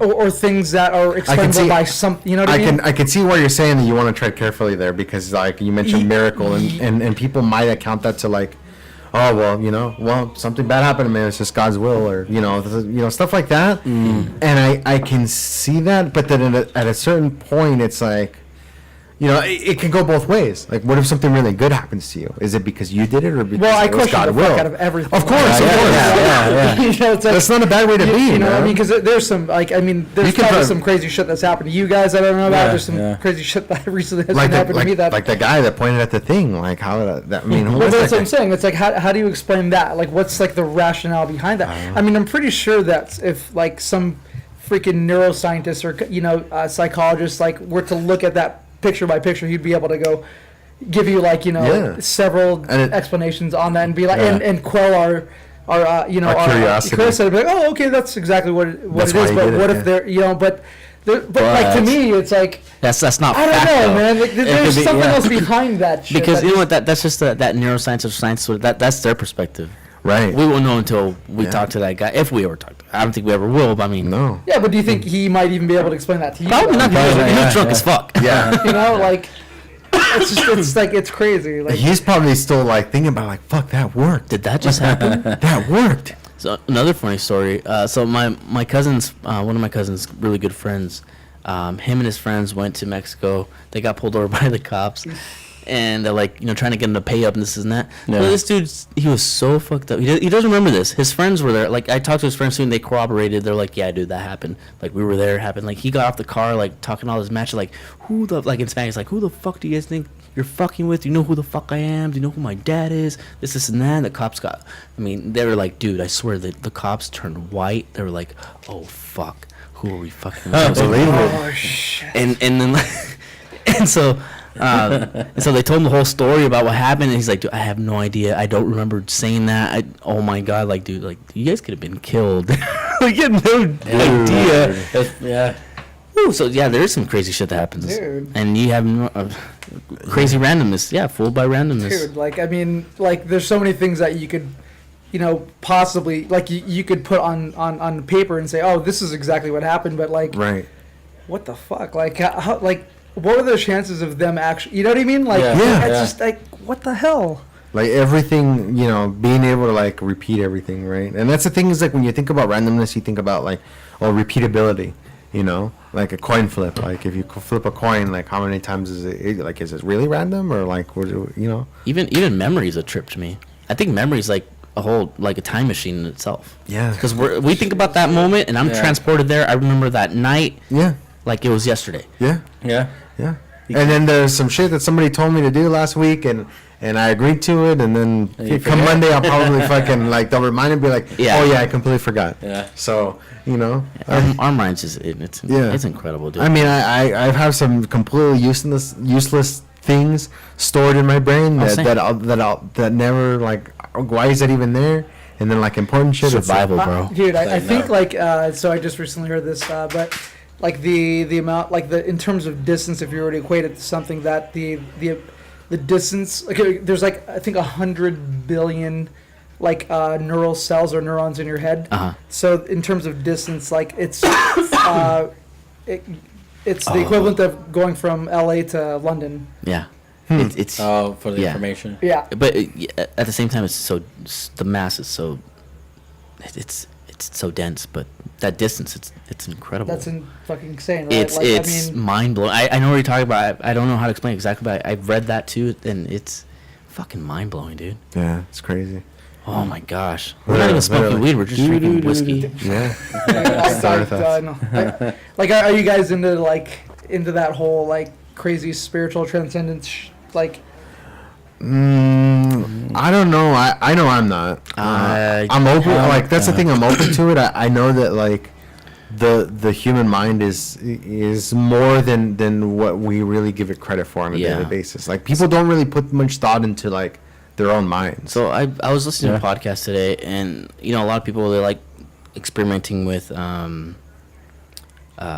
psychedelics. yeah, like DMT, DMT, and, stuff like that. psilocybin. And I want to as well, but there was, I forgot who it was, a priest or I believe it was a priest or something like that. Maybe it was a Greek Orthodox priest, but he's like I think it was a Greek Orthodox priest.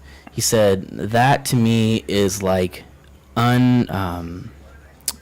what's the word? undeserving knowledge, like you're just taking a shortcut to that knowledge and stuff, and that can be kind of dangerous to That doesn't even make sense because, quite honestly, like my reply, like my counter to that would be like, okay, so if you never experimented with that, that's knowledge that you would never like. You assume never had. Like you assume that like that knowledge that you gain from that and that experience. I think undeserving is the wrong word I'm looking for, but it's well, that's not the word I'm looking for. Unearned knowledge. I don't know. Again, I don't think he was calling it bad. I think that's what he was calling like it's a cheap way to try to get knowledge or whatever. But I mean, maybe it's not necessarily knowledge, right? Like it's just introspection. It's. I mean, I mean, there's. I know I've done it where it's like you think like there's sometimes where you get stuck in your own head about like. Just even the smallest like interaction that you had with somebody, or like, and you play it out in your head over and over again. And what should I have done different, or what could have happened different, and this and that. And in reality, that's all it is. It's a different method of introspection, the way that I look at it. So that's why I'm not opposed to it. Like I get it. Yeah. I'm not gonna go like full Jeff Sessions and say that like you're gonna die as soon as you inject one whole marijuana. Reefer madness. Like it's not that serious. I think that there's a use for that, and in fact, like there's actually been some studies that say that like specifically MDMA and helping with post-traumatic stress disorder. It's help with that. It's help with the. Was it even addiction to cigarettes or something like that? Or? Yeah. Different things. Well, addiction to heroin. There's there's certain psychedelics that help with that. Certain mushroom stuff. Have you heard? Okay, so I just got turned on, and like Did we turn you on, Vic? I did. I just right now. Yeah, he said I just got turned on. Yeah, I know. Yeah. Just, like, that was a bad point. That was a bad part to pause. I know. I was like, shifting my chair. Yeah. I just got turned on to a guy named, I don't know if you've ever heard of him. His name is Dr. Joe Dispenza. No, I Sounds haven't. familiar. Okay, so just like keep an open mind about this whole story. I'm not even like completely like, I'm not terribly bought into it, but I'm like curious. So like it should maybe spark some sort of curiosity. But so this guy, this was like 20 years ago. He was in a bike marathon. A cop had to reroute the guys, the racers to a different route, and while doing that, the cop forgot to like. I heard about this. Yeah, he forgot to like flag down like the traffic lights, traffic. like Yeah, exactly. Because they were using the traffic lights to control the race course. Exactly. Yeah. And so he went through, and then a car just fucking hit him, right? And so he suffered crazy like compression fractures throughout his lumbar spine up to his T-spine. And the whole story goes, long story short, is that he refused medical intervention. Basically, what they wanted to do was take two rods and line his spine, but he would not be able to go through flexion extension with it. So he'd basically be just like a Robot. stiff. Exactly. Yeah, literally. He would lose all movement, and so I need to read more about like how he came to the idea that he should just use his like mind to basically heal himself. Yeah. You know what I mean? Like that, like he used that whole. He used his capacity, I guess you can say, to heal himself like over the course of 3-4 months. I've heard about that. But that's the thing is like if you hear about if you hear about stories that people like you hear the opposite, right? You hear like perfect example, right? Kate Spade's father died the day of her funeral. Really? And he was already in failing health and this and that, but like he died on the day. Like that's one of those things. It's like again, I think that's like going back to like the human mind and like they want to connect it to something, right? Like if the opposite is true, right? Like you hear about people dying of a broken heart and stuff like that. Yeah. Like people in old age, like their wife that they've been married to forever dies, and then they die like a week or two later. Like if we believe that that's possible, that somebody can get to a state mentally where it would literally cease their life, like why could the opposite not be true, right? Somebody that's in such, in such a dire position to where, that maybe they're really jacked up, and there's been a lot of stories where people have made amazing recoveries. Yeah. It might never matter. part of it is, you know, and it's all mental, right? There's people that, I mean, there's David Goggins. yeah. I mean, that dude. That guy is a. He is what the hell? Oh, he's just a man. Jesus He's something Christ. else. He's superhuman, dude. Yeah, that dude's crazy. He's amazing. He's quite the inspiration, man. It's We'll go. What's his name? Jocko Willing. Jocko Willing. Yeah. Oh, I on say- the podcast, yeah. Yeah, but no. In terms of stories and dude, yeah, David Goggins is it's an amazing story. So I mean, and again, it's like just the will, and in terms of his story, like yeah, that's all mental, dude. Like he was just like he had a goal in mind. He said he was, you know. I think he said he weighed over 300 pounds at some point When in he his ran life. that marathon. Yeah, and he said he had never run before, and he watched a thing that, you know, that it was that he was going to join the Navy SEALs, and bug on the microphone. But yeah, he said he saw that, and it was like a class that were going through the Navy SEAL training and stuff, and he said, yeah, I want to do that. But meanwhile, the dude weighed like 300 something pounds. So he had to lose a bunch of weight. He actually joined. He served time in the Air Force, and then actually made his way through Navy SEAL training multiple times. Yeah, he had to do like 3 times. Yeah, right? yeah. So and then from there, like the whole running thing, and it's funny because people were like, and he's done some crazy stuff, like, you know, broke the world record for pull-ups. You know. Did ultra marathons, like the first. I'm pretty sure you probably heard the story, like on the Joe Rogan podcast. The first time he did, like, he qualified for, or the first time he actually ran an ultra marathon. Yeah, he had to qualify for it first, right? Yeah. Like Yep. he had to go to San Diego, and he Did that long ass run. It was just like, it was just a around- high school Yeah. loop thing, and he ran it like multiple. Shit his pants and Yeah. freaking was like pissing. Yeah, it was pissing blood. Like Oh, yeah, he was just- on the verge of dying. Yeah, but he just finished pushed it? himself. You and know, did you know it. what's funny? And the funny thing is like the in all that, and sorry to interrupt you, but in all that, like, and this is the point that I was getting to, like, you know, he's an ultra, you know, he runs crazy distances, and people are like, man, you must really love running. He said, no, I fucking hate it. He hates it. He says he just hates running. But the thing is like his whole thing is like, you know, his kind of whole theory is that, you know, we as people need suffering, you know, to make ourselves better.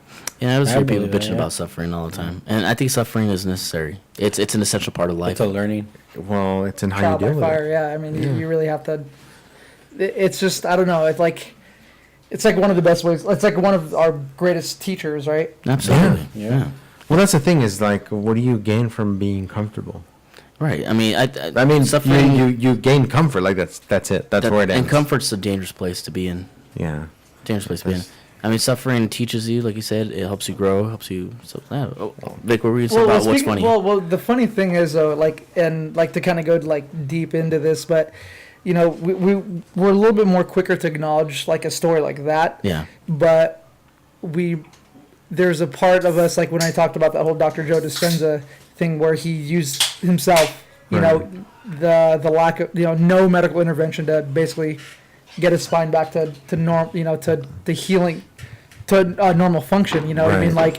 Like we're a little bit more apt to be like, oh, that's got to be bullshit. You know, that's a gimmick. He's using that story to, you know, to sell something that doesn't exist. I think for the average person, it's easy to dismiss either case, right?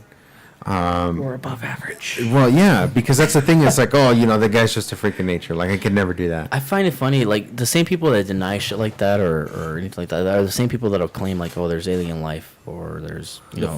Like, that's possible. You know, Yeah, of that's- course it's You're a possible. fucking nerd, man. Yeah. Of course it's possible, but I mean, like, if you're going to believe shit like that, like, there's. Well, that's the thing is, like, you know, yeah, I don't know, man. Like, again, I don't understand medicine enough to be able to tell you, like, oh, that guy's an idiot. Like, it's fake. Like, no, dude, like, that's his story. He went through it. Like, can you explain it? I bet you he probably couldn't explain it. The You mind's know, he can powerful try. He can probably try to explain it and tell you what he did to try, but, like, to be able to actually, like, explain it, and if it happened again, would he be able to do it? Like, I don't know. I can't say, oh, that's bullshit. Like, you know, I mean, maybe in my experience, Yeah, sure. I guess if I related it to my life, but you know, everybody's living their own life. Mm-hmm. We all experience things differently. Mm-hmm. You know, And my experience is real to me, and it may not be real to you, Yeah. or vice versa. yeah, Who's to say, like what you experience isn't real? yeah. Yeah. Yeah, that's another. If you get a chance, watch it because they do talk about like training and stuff, and he did bring up some interesting thing that I hadn't really thought about. Right. So this was a What do you- recent podcast? Yeah. This is MMA podcast. So he's a trainer. He's an MMA trainer, right? So he was saying like, you know, he said that in terms of like in terms of working out, like he said you should never be sore the next day. Mm-hmm. I was like, what? Yeah. Like that doesn't make sense. That doesn't make He's sense. like, no, wait. He's like, no, it makes perfect sense. So he explained it. He's like, look. He's like, let's say that like your maximum of pull-ups is 10. Mm-hmm. You can only do 10. And then you have to, you know, he's like, if you can do 11, if you can come back the next day and do 10, that wasn't your maximum. He said you could have done more. He said, but let's say that your entire maximum is 10, and you do 10, and then you have to take a day off because you're super sore or whatever. Now, if I do 5, and I keep going back, but I do 5 consistently, you know, every day of the week, and I don't take a day off, like at the end of that week, you know, Yeah. the volume of workout that I've done is greater than yours, even though you did It's more cons- upfront Oh, at dude. once. It's consistency. Yeah, so just to kind of like piggyback on that, so there's a strength coach. His name is he's a Soviet strength, former Soviet Say strength no coach. more. Yeah, right? So his name is Pavel. I don't know how to say his last name. If he dies, Taketsuru. he dies.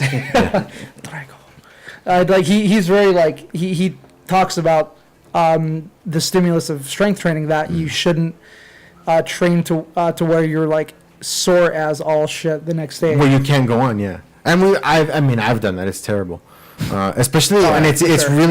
it's really easy to do, especially, and this is where it falls apart, at least for me, and that's part of why, like when I the gym membership thing, like that's why I didn't want to stop, because I noticed that like if you stop and you take a break and then you try to go back, You'll just get like sore. the time for recovery is like so much it's longer. different, yeah. Like if you're doing it continuously, at least that was my experience for me. If I was just doing it continuously, like I would be sore the next day, but it was manageable. Whereas like if I just took like a week or 2 off and then I try to get back to it, Yeah. especially Way with the freaking meatheads I was going with, you know, they weren't like it's not like ease into it. It was just like, all right, cool, let's just go. Gotcha. So, You know? so that Soviet guy, what were you? Sorry, I Oh no, it's totally missed it. yeah. So he I totally missed that part. he was saying you know, to kind of go back on what you were saying in terms of training intensity, that you shouldn't train like your perspective on training should be based on how sore you are the next day and how wrecked you are the next day, because Yeah. it could be actually more counterproductive towards Right. you know your 'Cause you have to goals. recover. So Exactly. What does he recommend? Like Steroids. Yeah. Well, it's Russian, of course. No, so he recommends training to where you don't want to train to complete failure every time, like complete utter failure to where like you're grinding through every damn rep. He proposes like, you know, sets of 5, sets of 3 at you know, fixed percentages, Right. but not to like absolute failure. And those are things that you can kind of titrate to, like as Yeah. you know, as Yeah. I think that's probably more beneficial to normal society. Like everybody thinks like, oh, Of course. working out, I'm gonna be Oh, sore I think tomorrow, and Like you shouldn't it's be. like there's gonna be this, Pussies. this and that. Like Well, but that's the thing, right? That's a misconception. Like, oh, I'm sore. That means I did something. Like, yeah, like, for sure. Like, and it's funny because I've been- they brought up I've a been perfect like that, yeah. example. They were like, you know, farmer strength. You know, and I'm sure you've heard that. You see I'm sure that- you you've see heard that in expression. fucking CrossFit, man. Right. So again, you know, functional strength, right? But it's like these guys, you know, originally farmers, they're not training to failure. They're just training consistently, and they get fatigued, but it's constant. It's Yeah. consistent. Yeah, it's like it's those not to those failure. bales of hay that they have to throw. Yeah. You know? Yeah. It's not that they're doing it by choice or then. It's just they have to do it and they do it, but it's not, again, it's like at the end of the day, they're not just like, oh, fuck, I can't wake up the next day and do this. No. No, they manage it to That's get a to great example. Yeah, they get to a certain point where it's like, okay, I'm fatigued, I'm gonna stop, and because I got to keep going, I got to keep doing this. Yeah, I next need to thing. recover for a little bit and then Yeah. go back and do it again. Yeah. Yeah. See, that's So it was a really interesting that's the way I was concept. taught. Yeah. Yeah, it's a really interesting concept, and I was like, you know what, like, especially for starting out, like, if going back to the gym, it's like, fuck, like, you know, especially if you've gone before, you have an idea of what you used to be able to do. You can't, like, you have to reset that, I think, you know, you have to reset that because it's like, you know, I know I used to be able to do, you know, I used to be able to run at, you know, this fast, or I used to be able to lift this amount of weight. Like, you kind of have to reset that. You can start from scratch. Man, Hey, yeah. hey, Vic, do you think as a fitness coach, do you think there's some benefit to maybe maxing out once in a while, or, Oh, or absolutely. trying to push Well, yeah. yourself? Absolutely. And they yeah. spoke again. They spoke to the benefit of that, of course. Absolutely, okay. yeah. Because so we like when we run strength programs or strength when we throw strength into our programming, Right. Because we do strength and then conditioning, or what would be strength and then cardio. Yeah. We build up to a max effort lift, like in a 4-week or an 8-week kind of periodized model. Right. Right. So, of course, yeah, because I mean, people, they want to get stronger.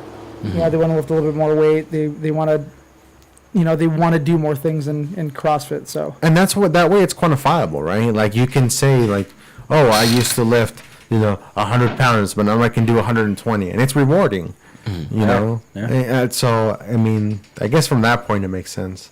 But yeah, they were talking about like, you know, yeah, they were, again, the guy's an MMA trainer, and they were talking about kind of like training that perspective, and he brought up some good concepts, like Yeah. you know, like he couldn't, like, if he had the same trainers as Usain Bolt, you know, like he's not gonna be as fast as him, you know. Right. It's just so that's part of it. Like he was saying, like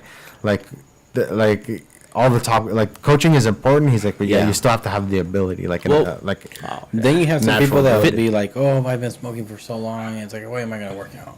It's like I can't if I can't. even because do you'll find that, like, and that's kind of when I quit smoking, is when I started working out, because I was like, fuck, like I'm really struggling with this. You see the difference of like, And it Yeah, was shit. yeah, You see the effects. Because Yeah. you don't really see it as while you're smoking. Like, well, I'm not doing anything really strenuous or anything. So it's like Yeah, you're yeah. smoking. It's like whatever. But when you try to do something, Yeah, again, going back to that baseline, right? You're like, oh, I used to be able to run this fast. Now I can't even run, or this far.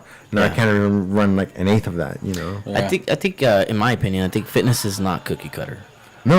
Because I saw Cameron Hayes, and you know Cameron Hayes, he does Yeah. those Oh, ultra marathon that's stuff, and he crazy. does hunting all the time, stuff like that. Like some dudes like, hey, you know, my fitness coach told me that running running trails and uphills and downhills is bad for your knees. It's like he's like, well, what I would say to your trainer is stop spreading that negativity, because it's like do whatever works for yeah. him. Yeah, it works for him. Exactly. It's like something with nutrition. Nutrition is the exact same way. It's Yeah. like there's no cookie cutter. Like, hey, everyone needs to do keto. Like that's like, I mean, you probably hear about that a lot, right? yeah. Keto. Yeah. Keto. Like keto saved my life. Like holy shit. Like it's crazy. Like For some people it works, for some it doesn't. yeah, some people can thrive on it. Some people can't. You Yeah. know, same thing with like the vegan approach. Like some people will thrive. Some people they won't. You know. And it's funny because I knew a guy, and I didn't know this until after I went through boot camp with him. But this was the guy that, like, I mean, he was probably if not one of the, like, top 2 or 3, like, people in terms of running. Like he would have other drill instructors, like they would try to race him. Like he was just that fast. Like he was just insanely fast. But here's the thing, though. Did he have stamina? Yeah. No, I mean, we're talking about a 3-mile run. We're not talking about like a sprint. Oh, okay. Like in a yeah. sprint, I probably could have beat him at the time, but like 3 miles. stamina wise, like I couldn't sustain that same speed for 3 miles, but he Got it. could, you Damn, know. that's incredible. But the guy was really fast, and the thing that I learned about him is, I forget what religion specifically, but he didn't eat meat. I was like, how the fuck? Like I never really thought about it, but it's like dude, like imagine going like, and it was religious based, so he kept that close to heart, and he was able to go through all that training while still doing that. It's like, but how? Like, but he'd already been doing it. For so long. It's not something he'd like just decided to do, right? It's something that like he'd already Impossible. been Yeah, doing. fuck, man. I mean, the minute my body just withers away at like the idea of not having fucking meat. Yeah. I get upset. I get depressed. Yeah, dude. I really do. But sometimes I think like maybe I do need to cut back on meat a bit. No. No, I don't know, man. Dude, hey, did you see that guy, Dr. Sean Baker, that was on Joe Rogan? No. The guy that's like on the 95% freaking meat diet? Oh, I heard about him. I heard about him. Yeah, they were calling him like basically the anti-vegan. Yeah, like he was just holy 95%? Yeah, dude, this guy will eat So, like, fucking like meat 6 and to animal 8 products. pounds of fucking meat. Holy shit! How much Yeah. protein is that? That's a All of shitload. it. That's like, that's I've like heard- 300 to 400 grams. Because I've heard the dangers of having too much protein or whatever. Like you can get gout, right? Like from what I've heard. Because Cholesterol probably go up. Well, I had a coworker who was like, yeah, my husband was taking all these protein supplements and eating all these meats, and now he has gout. Dude, like it's crazy because this is like kind of going back into the whole model of how we look at the world. It's like when we have information that tells us otherwise, we tend to be fixed towards that, and like we're biased now, right? Yeah. So, I mean, there's a lot of things that probably this guy needs to do to check, like that he needs to check up on. Meaning, like this guy, like what if he's just genetically, you know, what if he can genetically thrive off of that? Not you know, some people they may not thrive off of that. It might just devastate them, right? Right. Like and I mean, it's cool that he's kind of like breaking that whole mold, or breaking the whole idea of looking at how, of meat consumption. Right. Because I mean, he has some pretty interesting thoughts on it, or facts on protein consumption. Meat, like, so one of the things that he'd said that, because people were like totally worried that, of the lack of fiber. Like, oh man, doesn't that shit get stuck in your colon? Like, you'll get fucking colon cancer. And he had said that, and this isn't for verbatim, but he had said that because he's consuming a all meat diet, that every cell in your body is basically made of protein. Yeah. So when it gets processed, basically every part of that of the protein gets utilized. So there's very little waste. Yeah, and so he literally says he shits like it takes a while for him to pass go like have a bowel movement. Damn. And he It's might a good diet. I mean, think about all the time you would save, right? and toilet paper. Yeah. Oh yeah, especially toilet paper. Dude, swamp ass no more. Dude, Does not exist. I have a wife and a daughter, dude. So I'm just, in terms of toilet paper, I'm ruined. You're right. Ah, bro, you gotta go to Costco to get that. You get your toilet paper supply. Baby wipes, man, or not butt wipes. Sorry, not baby wipes, but butt wipes. I'm not offended with. I buy baby wipes. Yeah. I don't care, dude. I'll use baby wipes. Throw that shit down the toilet. I'm not offended with, like, I'm a man, therefore I can't use baby wipes. No, I'll use baby Dude, wipes. changed my life there. Yeah. Dude. I love baby wipes, man. Yeah. It's amazing. It's so gentle on the anus, Yeah. on the gooch. Yeah. Clean asshole's a nice feeling. It really is. Yeah. So you want to kiss it? No. Yeah. Yeah. I mean, what? Yeah, why not? Hershey's Kisses. Yeah. Hershey's Kisses, no more. Yeah. But yeah, I mean, it's I guess going back to that, it is interesting, right? Like, I mean, of course, like, speaking of shifting perceptions and stuff like that, like eggs. Remember how we were told, like, I was going to talk about eggs, cholesterol. like they ruin your cholesterol, this and that. And then they found out, like, no, Cholesterol's bad, and I was like, oh, you know what? Turns out cholesterol's actually pretty good. It's like we need it for it's not fucking bad for you. testosterone. It's like for guys especially. That's like the men. freaking youth, the fountain of youth for us. Yeah. And then another thing too is like the whole thing that happened with trans fats, like everything, like being fat free and this and that. Hey man, you can't say that, dude. Trans fats. Come on. Man. Well, no, that came from. I guess artificial fats, like Stop it. how, like this whole idea of fat being bad came around the same time when they started making like vegetable shortenings, like Crisco and stuff like that, and then people started getting unhealthy, and then it's like they started looking into it, and it's like, no, well, actually, animal fats are actually not that bad for you. They're actually pretty good. Yeah. It constantly changes. Whoa! Sorry. We just had somebody that we haven't. Oh, what? I've been listening to you guys, the last year ones coming back from the valley. Oh my gosh! Awesome. We had some friend show we haven't seen in a bit, and it just surprised me. But yeah, you know what's funny? You said fountain of youth and stuff like that, cholesterol. Since I was like 7 or 8, I've always been diagnosed with like high cholesterol. Always. And so they would have me on these different diets of like, oh, you need to cut back on cholesterol, this and that. It's like, Since you were 7? it's like 7 or 8, Holy yeah. shit. Yeah, man. And now it makes sense because I look younger than what I'm supposed to be. I always get like, oh, you look like you're in your 20s. Well, Like, if you there's a lot of talk, like debate on what is considered or deemed high cholesterol and bad cholesterol too. Right, It's like, right. oh, fuck. I mean, what you could have been experiencing is what was normal for you. You know, Right. It's like what we were talking about earlier about the mind. You know, like say somebody tells you, oh, like I'm gonna bring it up because I brought it up before. If you have cancer and then you mess with your mind, oh, I have, so now you consume that and then you get worse. It's the same thing when you get sick. Say you have high blood pressure. It's like, oh shit. I was like, well. Oh, kind of like the placebo type. Exactly. Yeah. placebo effect on it. Isn't that, dude, the placebo, like, that's a fucking, like, isn't that a mind Like the fuck, fact man? that that's a that's a thing. big Yeah. one. The Dude, fact. I mean, like, dude, like when you really think about it, man, it's like your body ends up being its own fucking pharmacist. Like, Right. Yeah. Right. Well, You know and what I that's the mean? thing they were talking about too. And I had recently heard a study about, like, they were saying that people who are in the hospital, you know, recover more quickly when, like, people come visit them and stuff like that. Of course. And Yeah. that's like, well, yeah, that's a whole mindset thing. Like, if you're just there by yourself, you're like, fuck, like this. Like, nobody sucks. cares about me. Yeah. Fuck it. Fuck it, I'll just die. Yeah. It's like, oh, so-and-so came in for me. Oh, oh, look. Maybe I should get better. So I mean, it makes it, you know, it turns your experience more positive, and you know, you have a better mentality, and therefore you recover quicker. Yeah. I mean, it's just Yeah. it's crazy, and you would think, like, you know, if you really think about it, like if you really think about it, the possibilities that could be there. It's like, oh, you're recovering from surgery, but now you have a bunch of people visiting you. Like, there's a worry that you could get even more sick. Yeah. Maybe Yeah. there's the infection risk goes up and stuff like that, but they didn't find that to be the case. Interesting. Dude, have you guys heard of the Blue Zone diet? Do you know what that is? No Okay, idea. so the Blue Zone diet, basically, it's like based on like Okinawan diet, or they have these blue zones. The people in the that world. live like Centurions, 100, yeah, exactly. yeah. So so Loma Linda is considered a blue zone. They have a high population of people that live over 100, based on, well, part of it is their diet, but what they found was not only the diet was like very detrimental to like that health, but a big part of it was their social their surroundings.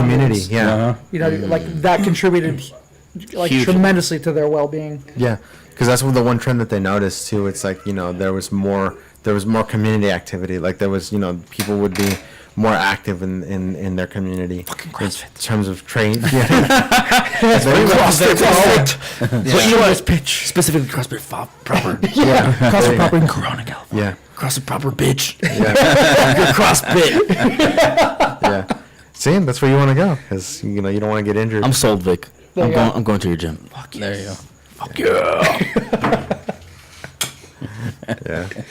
I'm actually not too far from that area. Wouldn't be a bad idea to check it There out. you go. We thought, you know, it's funny because I had Yeah. one of the guys that I worked for before. He was really into it too, and he was like, he was talking about, like, you know, oh, I'm gonna see if I can, you know, get our memberships paid for or whatever. And I was like, dude, but like we don't have showers here. Like that's gonna be terrible. And we started looking around, and there's like none of the CrossFit gyms nearby had showers either. You know, because Yeah. a lot of them were just run out of a freaking You know what, warehouse and though? stuff like that. Oh, dude. The showers, So, the showers at 24-hour fitness, LA Fitness. I don't like going into those. I really don't. I mean, but having the option would be nice, especially if you got to go back to work right after, you know? I guess. Dude. but Yeah, and then Especially if you're just in and out. Bro, if you're just in and out, like, whatever. You know, who cares if the old guy's there fucking, you know, with the hand dryer blowing out his asshole? Oh my Like that one god! picture I've I seen saw. that. Yeah, no, I've seen that. So, no shame, no shame at all. Yeah. yeah, the first time I went there, I was my like, gosh. oh. I was like, what the fuck? I was like, all I'm right. telling you, dude. Like, I'm telling you, man. Like the It's a older little disheartening. I the know. older you get, you don't give a fuck. Man, I saw this old dude. This shit looked like fucking looked like a belly button, an Audi belly button. I was like, wow, bro, you're really flaunting that. More power to you, dude. I'm not even mad at you, man. Like, you make me feel good about myself. Yeah. But that's why he's doing it. That's why he's doing it. Because he knows. Yeah. God bless him. Yeah. Yeah. Meanwhile, you're covering up and shit. Yeah, for real.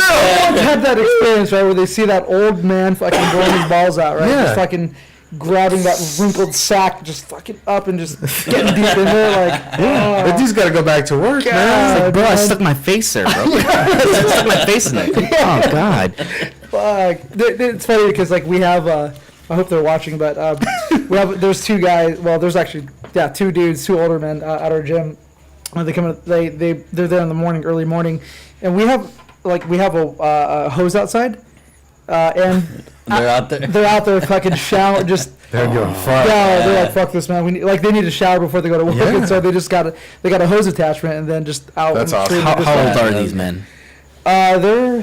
They're senior citizens. They're 55. Different 60. generation. Don't give a fuck generation. Yeah. Do what you gotta do Yeah. to fucking No, I they I gotta feel like go a work. fucking bitch, dude. I really do. Compared to that generation, it's like fuck. I gotta hang now. I my hair hurts. I can't come into work today. My hair hurts. Yeah. Yeah. Meanwhile, those dudes are fucking Yeah, like, taking fucking- a shower in somebody's fucking yard Fucking to hose. go to work. That's insane. No soap. Yeah, no, Yeah. Fuck it. Just You a got, rinse, oh, you man. got a Brillo pad? Fuck it. Yeah. Okay. Yeah, throw that shit up. Fucking rock. and Get shit. rid of the epidermis. I'm clean as fuck. That's hilarious, man. Holy moly, dude. That's man. power to them, dude. Respect. That's I awesome. respect that, dude. Good for Man, them. I think we got to get back to that shit. Like, that's why I definitely recommend that book by Jordan Peterson called 12 I Rules. have that book. Oh my god, I Really downloaded good it. book, very good book. Downloaded it on audiobooks. I can't wait to delve into that. Right now, I'm into a couple of books right now, so I got to finish those two. Yeah, I But, took a Good break book. on mine too. I need to, and I've seen that one too, and I'm like, oh, I need to, because it's Dude. like a super long one too. but Jordan Peterson, man, that cat, I too. love You listening. know to What's the man? name of the one? It's 12 Rules For life. For Yeah. life. Yeah, 12 rules for okay. life. An anecdote to chaos. Yes. So like one of his like steps that like for me that had like just hit me like a ton of bricks, and it's very simple though. Like, and it I think to me it simplifies a lot of things in terms of progress. So, and that's like one thing I have to like I have to work with and be empathetic to people about. You know, because you know the face of the trainer that people the perspective have is, you know, you have a guy that's being condescending about your progress, like, Oh, yeah. you know, oh fuck, you're being a little pussy man, you got it, you know, like, Yeah. you know, like, I mean, you gotta eat that chicken, boy, you know, like, you know, And that it's just- motivation worked for some people. Well, But I it's think not so. universal, right? But it's just like a relationship, right? You know Right, what I mean? right, Like right. so, Oh. like the way, and this is like, and again, this is like the way that that we work with at the CrossFit Proper. Like we work with people on a relationship basis. Like Right. you know what I mean? Like Yeah. we like I'd like to say, and this is something that I take pride in, that. You know, we know everyone very well, like so well. Like, you know, we've had people that have been with us for 4 or 5 years, you know, and a lot of them have actually been at my wedding too, so which is cool. So, but we, you know, like people's like psychology, like they're very fickle about things, and you know, like there's a lot of things to consider when it comes to helping people change. You know, so for example, like the step that he had proposed that was just like, oh, like mind blowing because it's so simple was. Don't compare yourself to who someone else is, but compare yourself to who you were yesterday. You know, so Wow, like yeah. just like even if the progress was a 0.5% Yeah. better than it was yesterday, that's fucking progress. That's a huge leap. Yeah. Yeah. Yeah, like you know what I mean. Like so for example, like things that I post on social media, like when it comes to helping people, if they even see my shit, is I'm one of those. Yeah, I was watching your post, and I love this post, dude. you know, I try to get as deep into that as possible. It's like, you know, even for people, and I'm trying to reach people that aren't even like that aren't in the CrossFit realm, but it's like even if it's just people that are just trying to get back into the like the routine of wanting to improve their health and their well-being, it's like Why are you looking at me when you say that?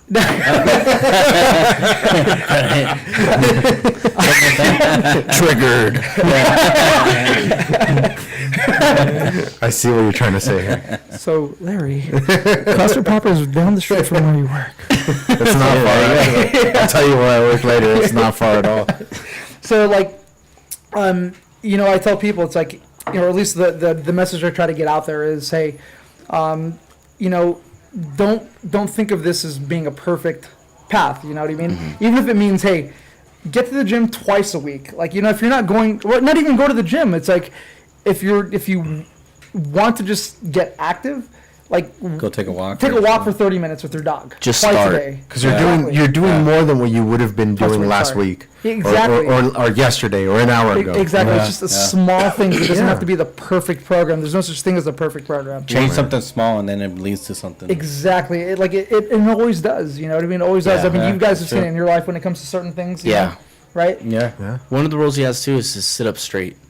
Oh, that was the it first may rule. it Yeah. may seem like what sit up straight. It's like, and I thought about it, I was like, you know what? I'm Yeah, terrible like- about that, yeah. Like sit up straight. Like he's like have some pride in in yourself. Have some- Yeah. It's like it reflects. It reflects- highly, like it gives people the impression that you think highly of yourself. Not Yeah. like in the Like douchebag type, egotistical yeah, way. Yeah, right. not like puff your chest out.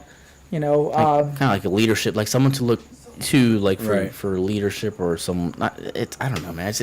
It's something so simple, like you talked Yeah, about. yeah. It's something so simple. But that's the thing, yeah. and At it's least better from for the the fucking back too. So. from the stuff, that's from the stuff that I see, stage. it's like he takes really simple concepts like that, and he like really just expounds on like how you can apply it to your life. I think and we've stuff. just overcomplicated shit too much. Oh, Really? it's all the You time. look Yeah. you look at shit like. Yeah. Okay, like the whole gender thing or whatever. Let's open that can of yeah, I worms. get- It's overcomplicated. Damn it, Edgar. I'm sorry. I have to talk about it. 'Cause Go down that Jordan rabbit Peterson hole. talks about like, okay, whatever. This whole thing about like, and that's gonna lead into the whole like speech thing, and it's so Yeah. it's like I shouldn't have opened this can of worms, but yes, I mean Jordan Peterson, get that book. It's a great book. I haven't read it yet, but I've heard so much great stuff about it. I listened a lot to Jordan Peterson, and I definitely recommend to listen to that dude. It's incredible. Yeah, absolutely. Incredible Absolutely. stuff. Is there any like books that you guys like? I love like rummaging for books, dude. I literally like. My wife probably wouldn't say it, but she like I have a shitload of books in my trunk right now. I have a huge library at home, 2 shelves, and I still like I need to get 2 more shelves to fill Yeah. up my So books library. Is there for something you that you would that recommend? may want to be a father someday, not a priest, but a father, I recommend reading Wild at Heart. It's, I Yeah, heard that's a about good that book. one. That's it's a good book. great book to Wild at read. Heart, okay. That one's great. Recommendation. Crucial Conversations is a great I book. have that one. I got that one. Crucial Conversations, yeah, it's an awesome that book. Let me see. Okay, 3 Feet from Gold's a good one. Gold. The Subtle Art of Not Giving a Fuck. I've heard of that one. That's That's a I great read that one. too. And Napoleon Hill's Outwitting the Devil. I had that on PDF, but not anymore. I heard that was like like. It's crazy. Game The Alchemist one is pretty good too. Oh, yes, The yeah, Alchemist I've by got that Paulo one. Yeah, Coelho. that I've one's got pretty that good. That's a classic. That's a definitely must. And there's a few by I forgot the author's name, but it's the author that wrote Tuesdays with Maury. Hold on, it's not Maury Povich, okay? Not Maury Povich. Not the. Not the talk show host. Tuesdays. You are not the Do you father. mind if I pull Oh no no Bro, go yes. ahead. Bro, Mitch I Albom. was just gonna take the whole entire box. Just Yeah no Do go ahead. it. Go for it. All you, bro. Tuesdays with Maury. It's Mitch Albom. He has a whole series of books. I recommend reading his books. Tuesdays with Maury. Okay, let me Tuesdays put with that Maury. up. It's a great book. It's basically a true story where he talks about his high school coach, and his high school coach is basically passing down his wisdom to him. And it's funny because now that you talk about it, and every time that like I'm like, fuck, I really should bring that book to let you guys read it because it's such a short read. Yeah. There's a series and it's called there's 2 books obviously. One of them's called For Men Only, and one of them's called For Women Only. Let me see what the author is here. It's a husband and wife. That Yeah, wrote yeah, it. it's a husband and wife. In terms of like, yeah, dude, I think it's 170 pages. It's a short read. Oh, that's not bad. That's Yeah. not bad at all. But it's in terms of like, the way that I think of like, because you're newly married, but you'll still catch yourself in situations when you're like what, where did that come from? Like, why did she think that when that's not what I meant at all, or whatever that may be, some misunderstanding because it happens. But it explains one of the chapters that it goes into is like, kind of a more simplified way of saying, the whole women are from Venus and men are from Mars. Like, Yeah. just the way we think, the way that our thought processes are completely different. Right. And at least like, I mean, for my wife and I, it's still, I mean, even at least a few years back, like when we first met, it was one of those things where we were like, dude, we never argue. But even now, like when there's things that are upsetting, like my natural default is I'm actually, even just in daily life, I'm really, really careful with the words that I say.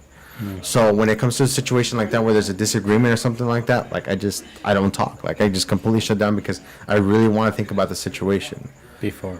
before I say anything, right? Yeah, I'm saying. And her mentality is like, well, I'm so upset. Like, why don't you like you know, what's going on? Why aren't you saying anything? Why aren't you talking this and that? And it just like the thoughts kind of spiral out of control. Yeah. Right. That's actually fairly common because of the different way, the different way that men and women think.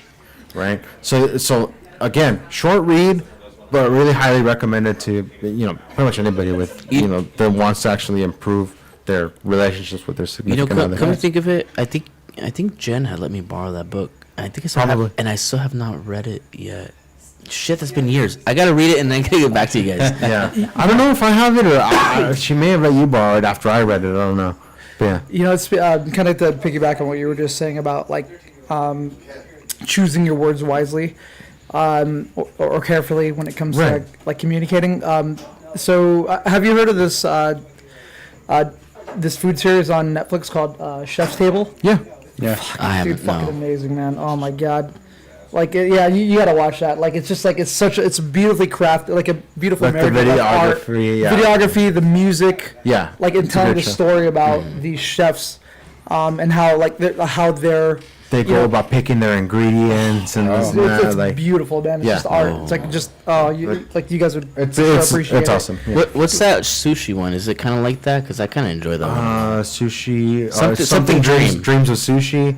I think it's like Jiro Dreams of Sushi. I think it is. Jiro's or Heroes or Jiro's Yeah. Sushi. Yeah. Was that just like one documentary? Yes. Yeah, that was just one. This is like a whole Yeah, but series. Whole series. Whole Okay. series, yeah. And there was one chef in particular. He was from Spain.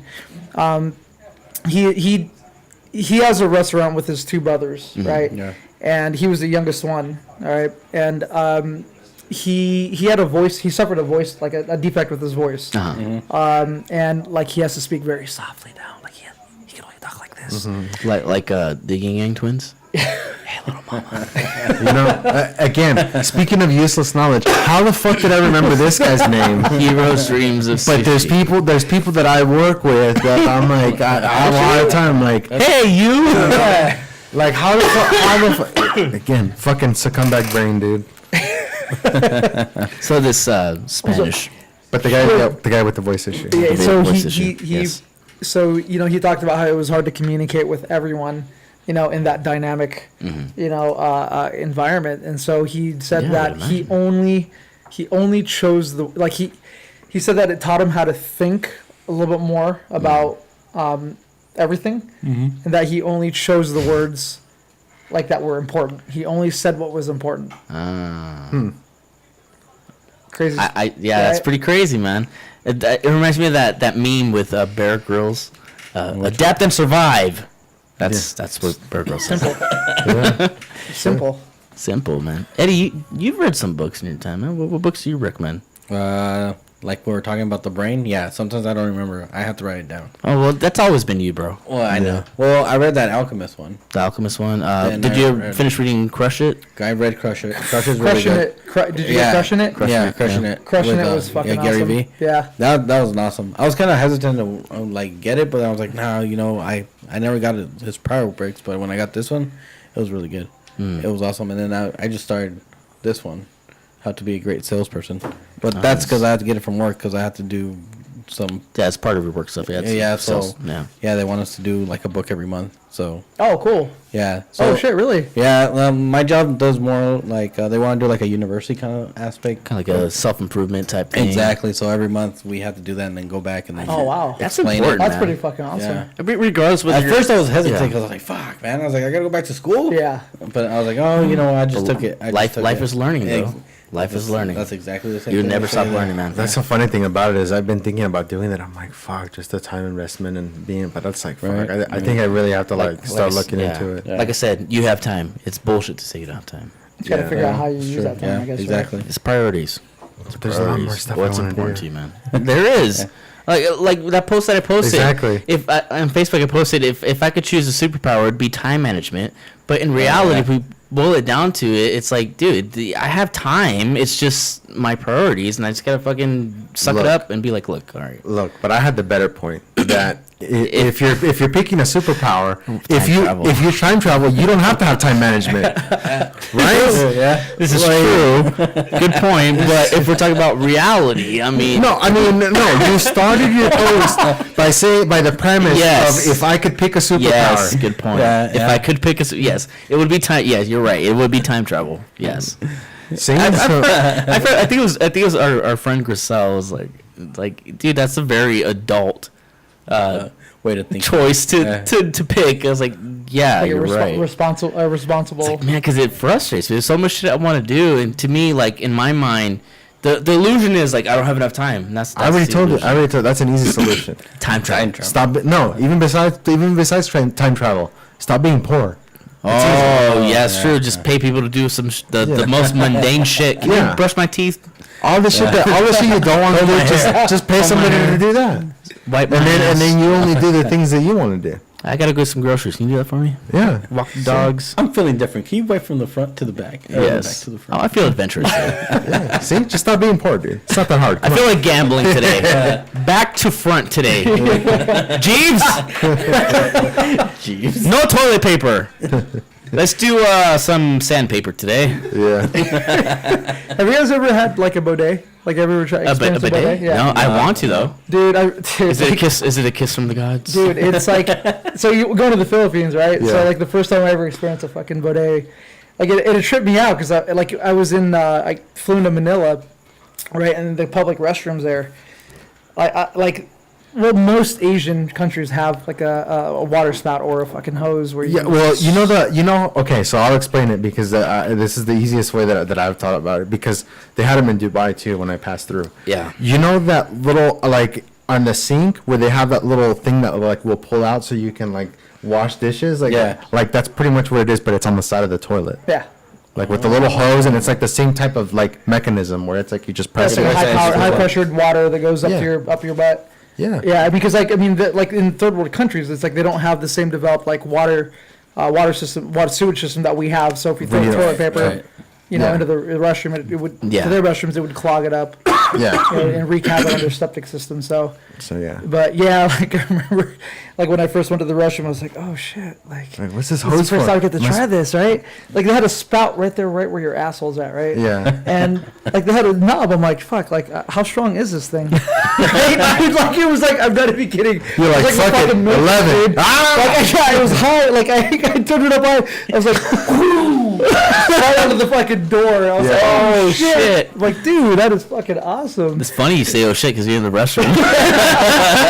Dude. I thought you were sitting down when you turned it on. I was like, what, does water come out of your mouth? I was Turn it thinking to of a those fountain shots. shit? It's like- Set it to ludicrous speed. Yeah. This one goes all the way up to 11. Holy shit! Oh my gosh! It's a selling point, man. I really do. I really want. I want to check that out. I mean, I think I don't. You know what? if baby wipes are cool, imagine a bidet. Look, so this is what I was talking about with a coworker, right? And because we were talking about hot sauce, and she brought up how like there was a particular batch of like from Hot Ones because she watches Hot Ones. Right. The one of the hot sauces like they don't make anymore. Yeah. And she's like, man, I wish I would have known because I would have got more. Like if they were gonna make it, I was like, see, that's why I don't like trying limited edition shit. I was like, because what if you like it and then you can't get any more? Like And that, then that you're part more sucks. pissed, you're like, fine. Yeah. And then so- even if you have so- it, you don't want to drink it or whatever. Right. Okay. So let's relate that back to the bidet, right? What if like the bidet is like the most awesome thing, and then now you don't want to shit anywhere else? Well, I guess Dude, then you're fucked. that goes back to your whole point, Larry, of getting rich and buying a bidet. That's true. Just to have somebody carry one. Dude, you don't even have to be rich to get a bidet, dude. Like, dude, they have sport this thing gun. it's called Tushy. I heard about that. Yeah, like it's just it hooks up to your water system, like to the water on your toilet. Yeah. Right, and it just reroutes it into this little bidet, and boom, Yeah. spout right in your butt, right in your butt. Dang. So, question: this is the thing I've always like. Okay, it shoots water up your asshole. How do you dry it? Is it toilet paper? Or toilet can you paper. Yeah, use- toilet paper. Yeah, you just freaking tap it dry. But you only use but you only use like 1 or 2 squares because it's like you're drying. You're not like Yeah, wiping not any wiping, material off. Yeah, hear that, you're not- America? You're not scraping the dingleberries out of your freaking hairs. Donald Trump, sir, please install bidets in everybody's fucking house. Yeah. That's what America needs. now It's see- gonna take care of this whole ecological fucking things. See, there you go. Everybody's walking around with dirty assholes. That is why America's mad. We have dirty assholes and just the environment, guys. Come on. Yeah. Everybody's walking around with dirty assholes thinking about how much they have to spend on fucking toilet paper. And it's upsetting. It's really fucking upsetting. It's very upsetting, dude. It's so there you go. It's That's not the right. fix. It's just not See? right. There you go. That's Amen. Amen to that. Hallelujah to that. Bidets all around. fuck yeah. And Taco Tuesdays every day. Every day. Every fucking Tacos should not be limited to one day a week for the sake No. of alliteration. That's prejudice. It should not be. Why Tuesday? racist. What's Just because it because sounds Taco starts with a Tuesday? T. Yeah. Yeah. It Isn't could be Taco Thursday. Thursday too? Yeah, exactly. Taco Thursday, Taco Tuesday, Taco Look. Wednesday. Like one of the guys I follow on Instagram says it's not Taco Tuesday, it's Tacos Today. Oh, I love that. Problem solved. Boom. Even better. That's a great shirt right there. Oh. Tacos Today. I say we close on that. Yeah. Yeah. Let's close on Taco And let's go get some. Tuesday. Yeah. And let's go get some fucking food. Yeah. Yeah. I'm surprised we didn't bring that up. Like we talked more Amen. about like poop and like. I know, we didn't talk anything and, about like, food. yeah, we didn't talk about food. God damn. But Vic, Usually we do. you know what? Give a shout out to your CrossFit Proper. I mean, I don't know if you guys are accepting new members or you guys are always accepting new members, but let us know the info Always. on CrossFit Always. Proper, man. Yeah, where can we find more information? Yeah, where can we find some more Uh, info, dude? Instagram, CrossFit Proper, Facebook, really, our website, CrossFitProper.com. Those are the main places to reach us, really. Cool. Awesome.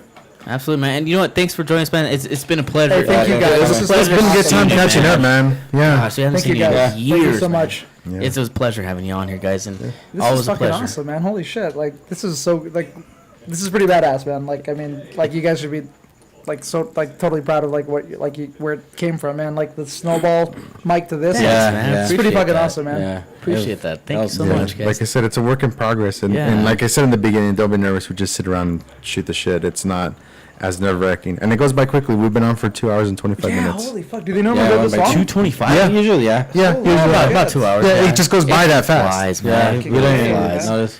Thanks, guys, for tuning in again. Yeah, we'll see you next week. We'll see you guys next week. See you guys. Later. Thanks. Cheers.